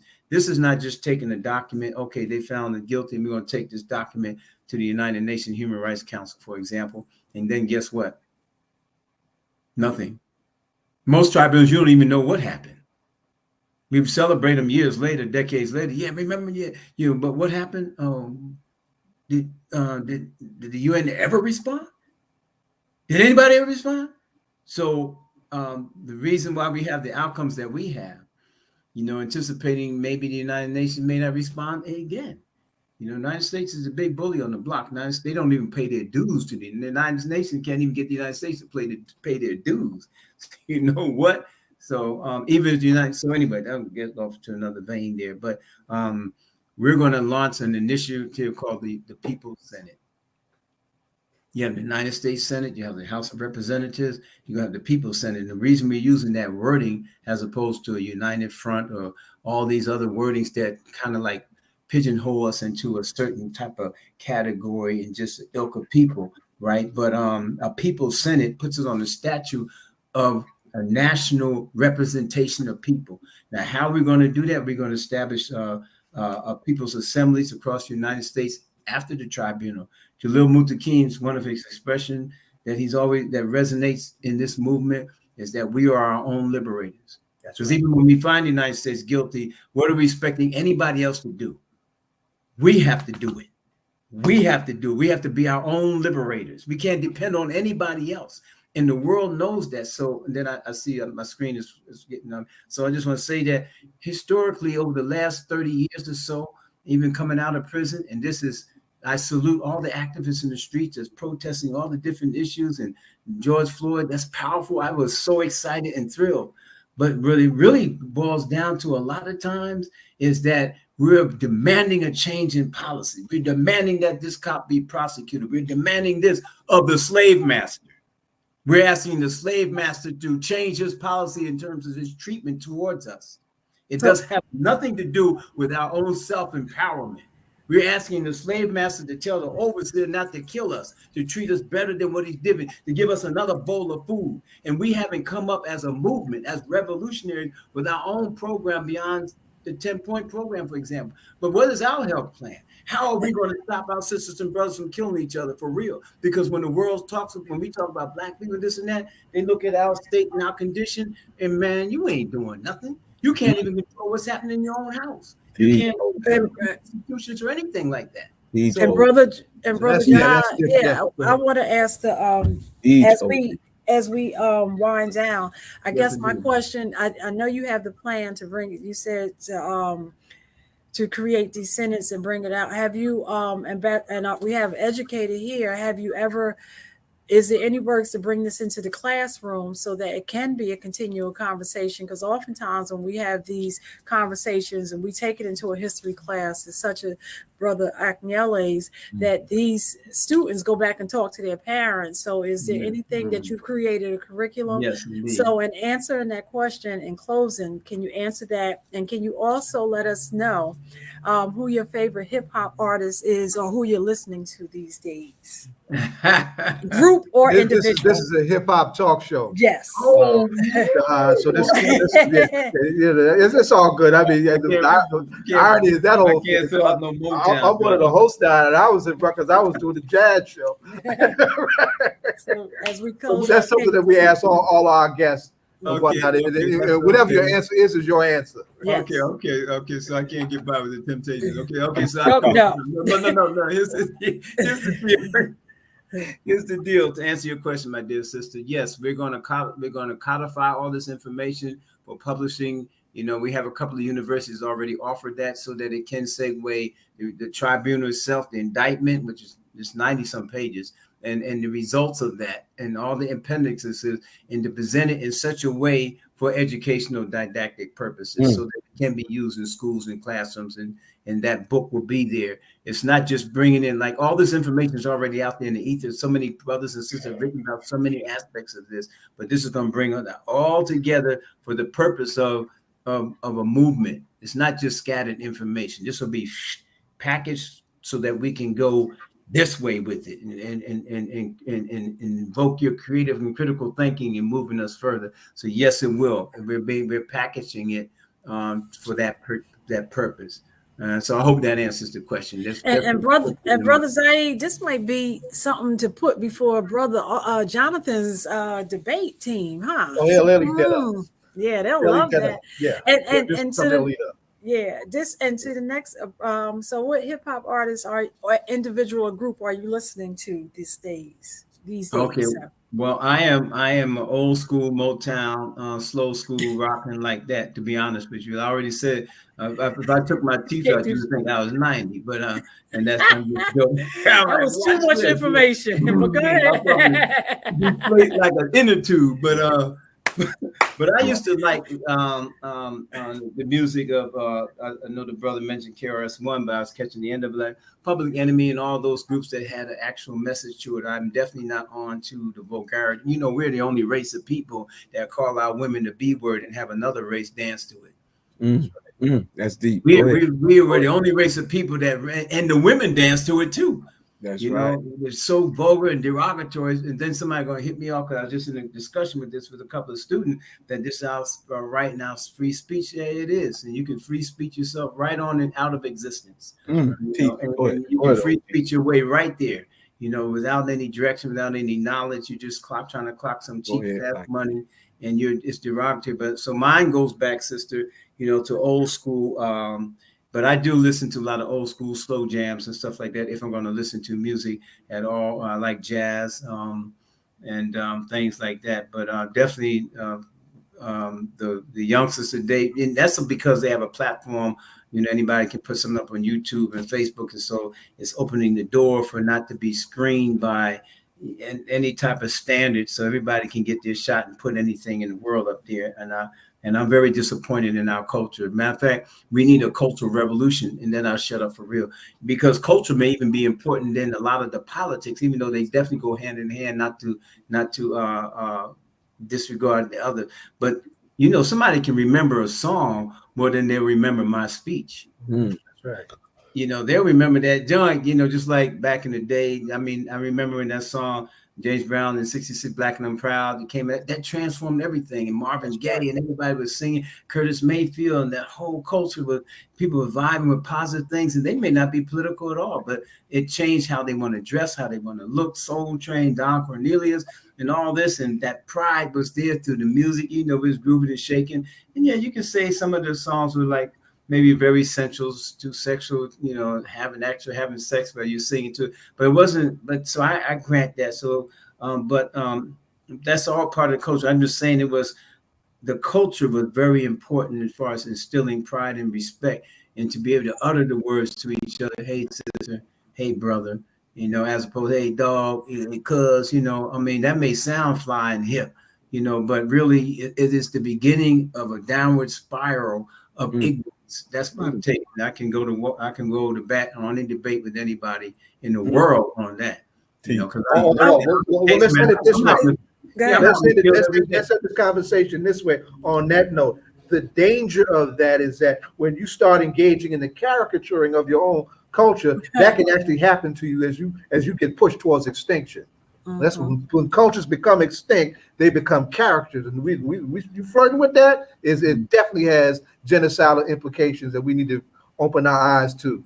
So it's been in Jihad, you know, we'll talk soon after the tribunal because I want to do some things with you and Shante and Kim and Mark holding some of the rads from that been through the Jersey ranks and do some Jersey history, you know.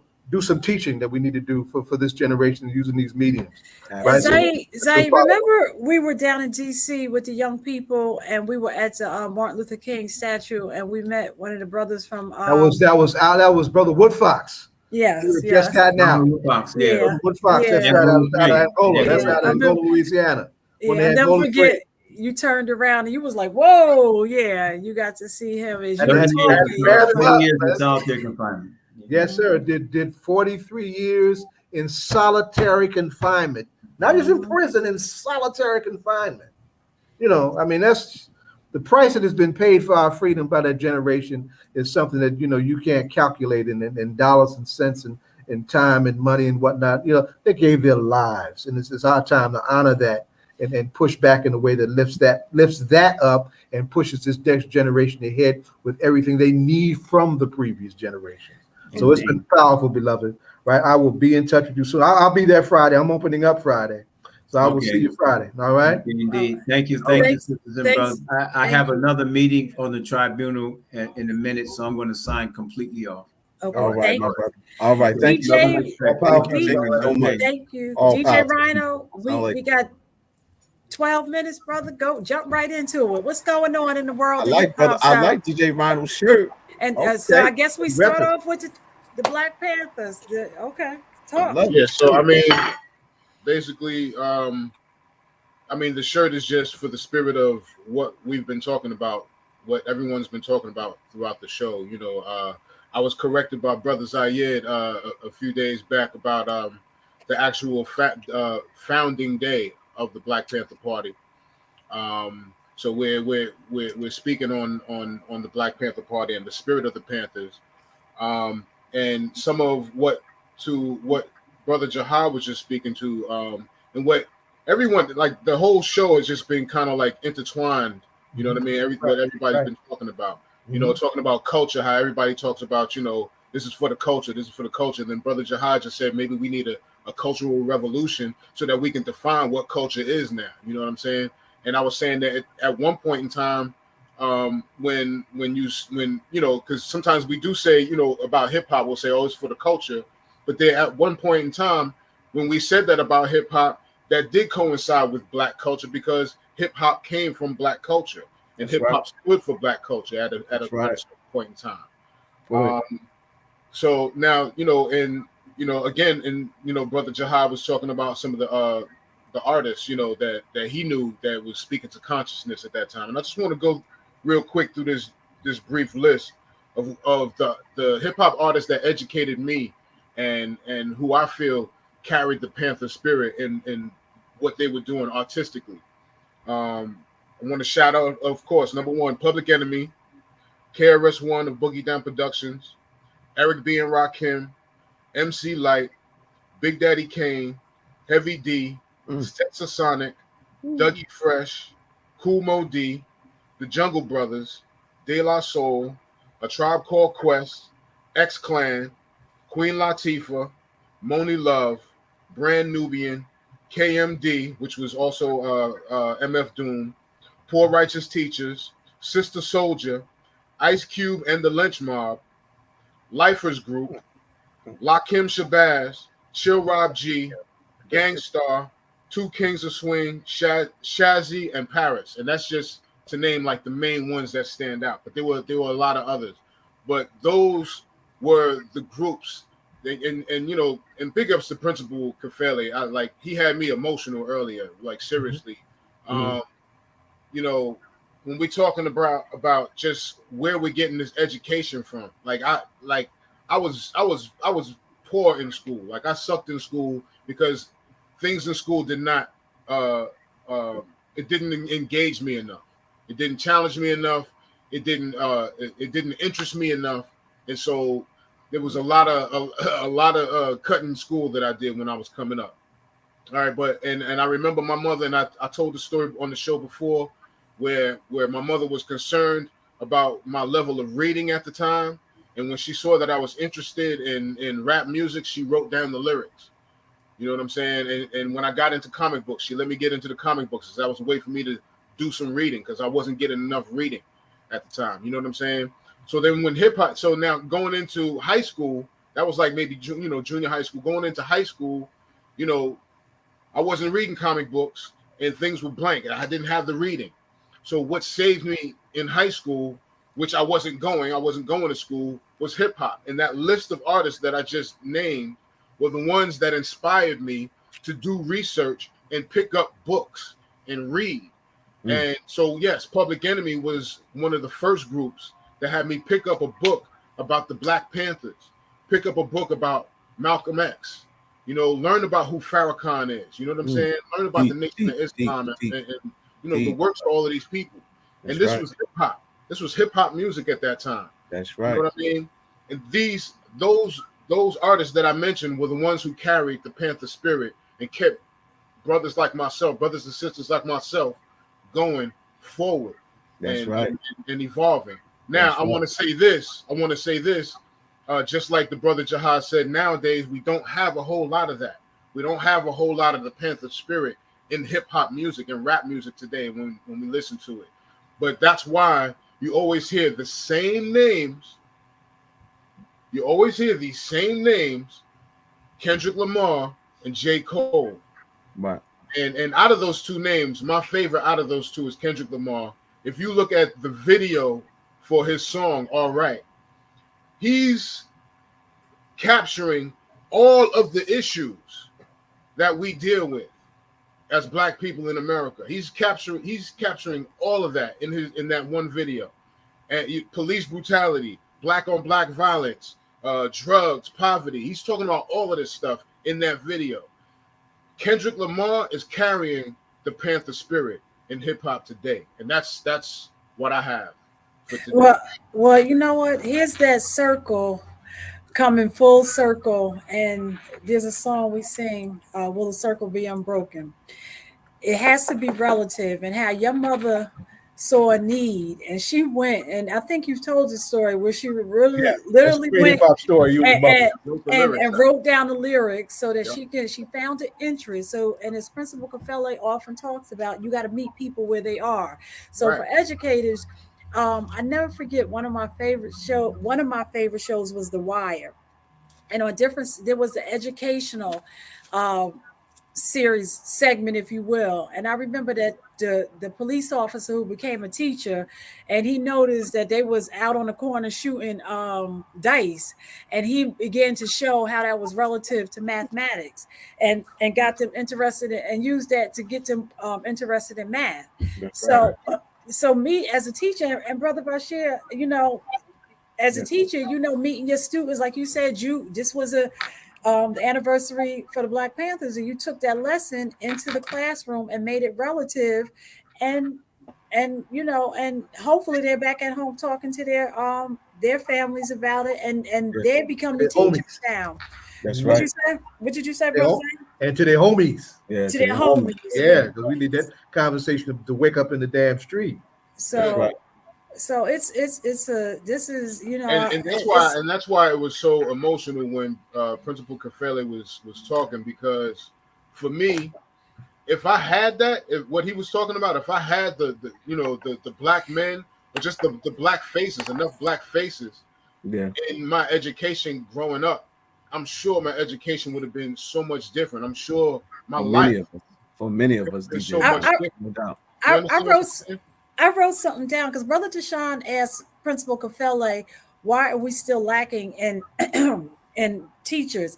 And I don't know if I think we were already behind the 8 ball. So I don't know. I think we are succeeding because Principal Kafele said in that club, he had 50 participants.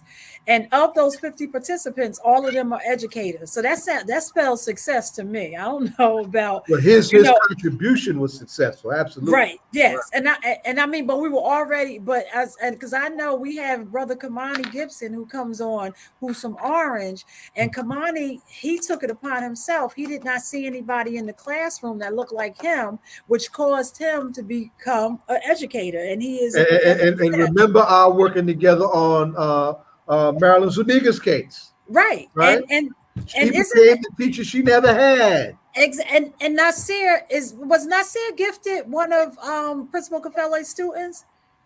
I don't know. I would be surprised, but I'm not sure. Yeah, but I thought, but everybody, I know when I go on Principal Kafele's, people always say, hey, he was my teacher, or so many people, and the impact that he has had on all his students. So I think that we have a lot of catching up to do, but I think that we're coming, Bashir, from the time you became a teacher to now, how many black male teachers do you see from the time you started to where we are now? Well, I gotta say, unfortunately, not that many, Sister Donna. But more or less, or status quo? I would say just maybe just a little significant, a little bit more, just a little bit more. But we need many more brothers to come in education for real. Okay. Oh, so Brother Kafele said, asked the question. It wasn't. Yeah. To know, and I said it wasn't. Right on. Yeah. Okay. No, but we need more. We need more black educators. I would say not just Black educators, but Black centered, African centered educators, Right. like Baruti Kafele. That's why Mission driven educators. right. That's why I was going to Right. say words right of my mouth. That's why Principal Kafele is so driven, right? That's why my behind can't get in the classroom.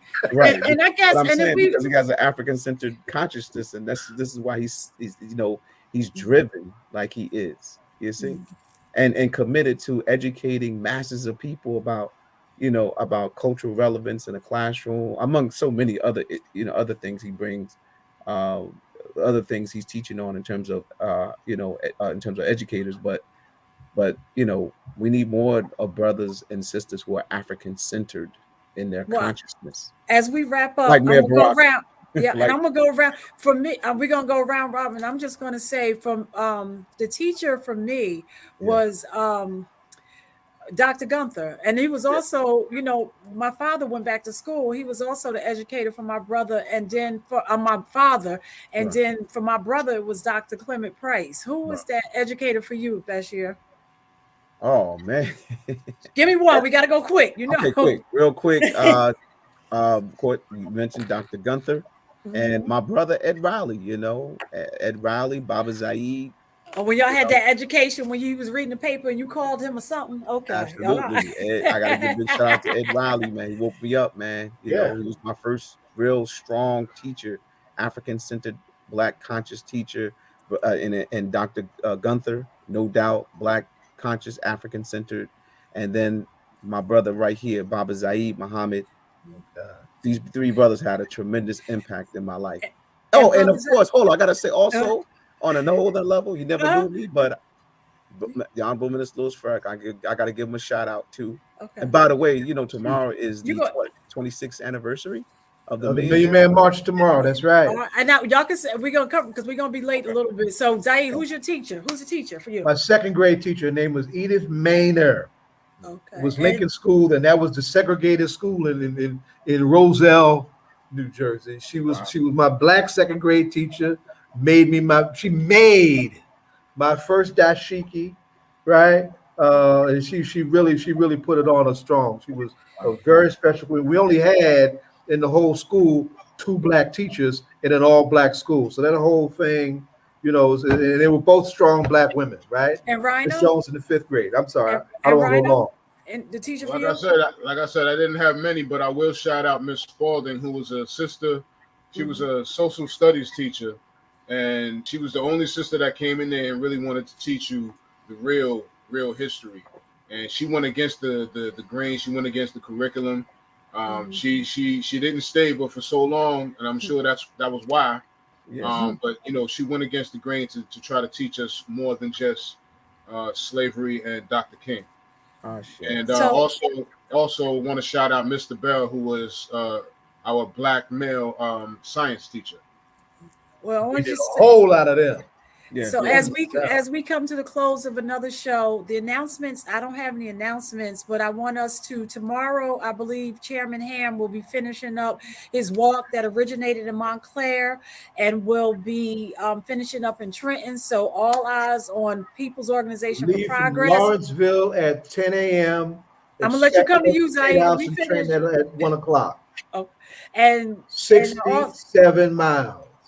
And we'll be talking about that next week, but I also there was a couple of things that y'all talked about in the beginning, places of education. I think every community needs a refile. I know something was going on that we had a micro library in our community that, give out to Liz Bond, who made sure there were Black books in our community. So we need to go back and to, TJ Whitaker, whether it's a freedom school, some Black source of education, open up your doors. Let's get this going, and let's make sure that we can be the voices that we need to hear. Go ahead, Bashir. It's not a big shot. I just wanted to say that this weekend, ASCAT, the Association for the Study of Classical African Civilization, will be holding, the Eastern region will be holding our Eastern regional conference. All right. And you mentioned teachers. I forgot to give 2 big shout outs to Dr. Ben and Dr. Clark.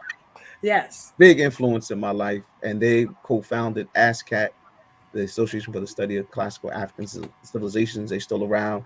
In fact, some of the elders even asked for Baba Zaid. We were doing a planning meeting. Actually, I know you're a founder. You're not gonna get me yelled at. Wrap it up. No, I'm just saying, You've been quite good today, Dottie. You've been managing the show today. I see you. Okay, Baba, what's your last words? Last words. No, that's it. I mean, on the, we'll see everybody next week. It's been a strong black show. Going to the tribunal, on to Trenton tomorrow. We carry it on, right? And then and we don't stop. And as we say, check me out tomorrow. And as we wait, listen, Rhino, I'm gonna give you the last word. I'm gonna give you the last word, Rhino. And as we say, thank you to all our guests. Another great show. And as we let our DJ take us out. Yes. So tomorrow, check me out 3 p.m. tomorrow afternoon on twitch.tv/Rhino CMZ for the shake up at 3 with CMZ. Myself, again, tomorrow, 3 p.m. in the afternoon, twitch.tv. Full blast. And where we at? And where we at, Bashir? We got to say it. What's that? Number one. Come on. Number one political hip hop radio show in America. The All Politics Are Local radio show. All right. Thank you. Don't stop. We'll see y'all next week. See you next week.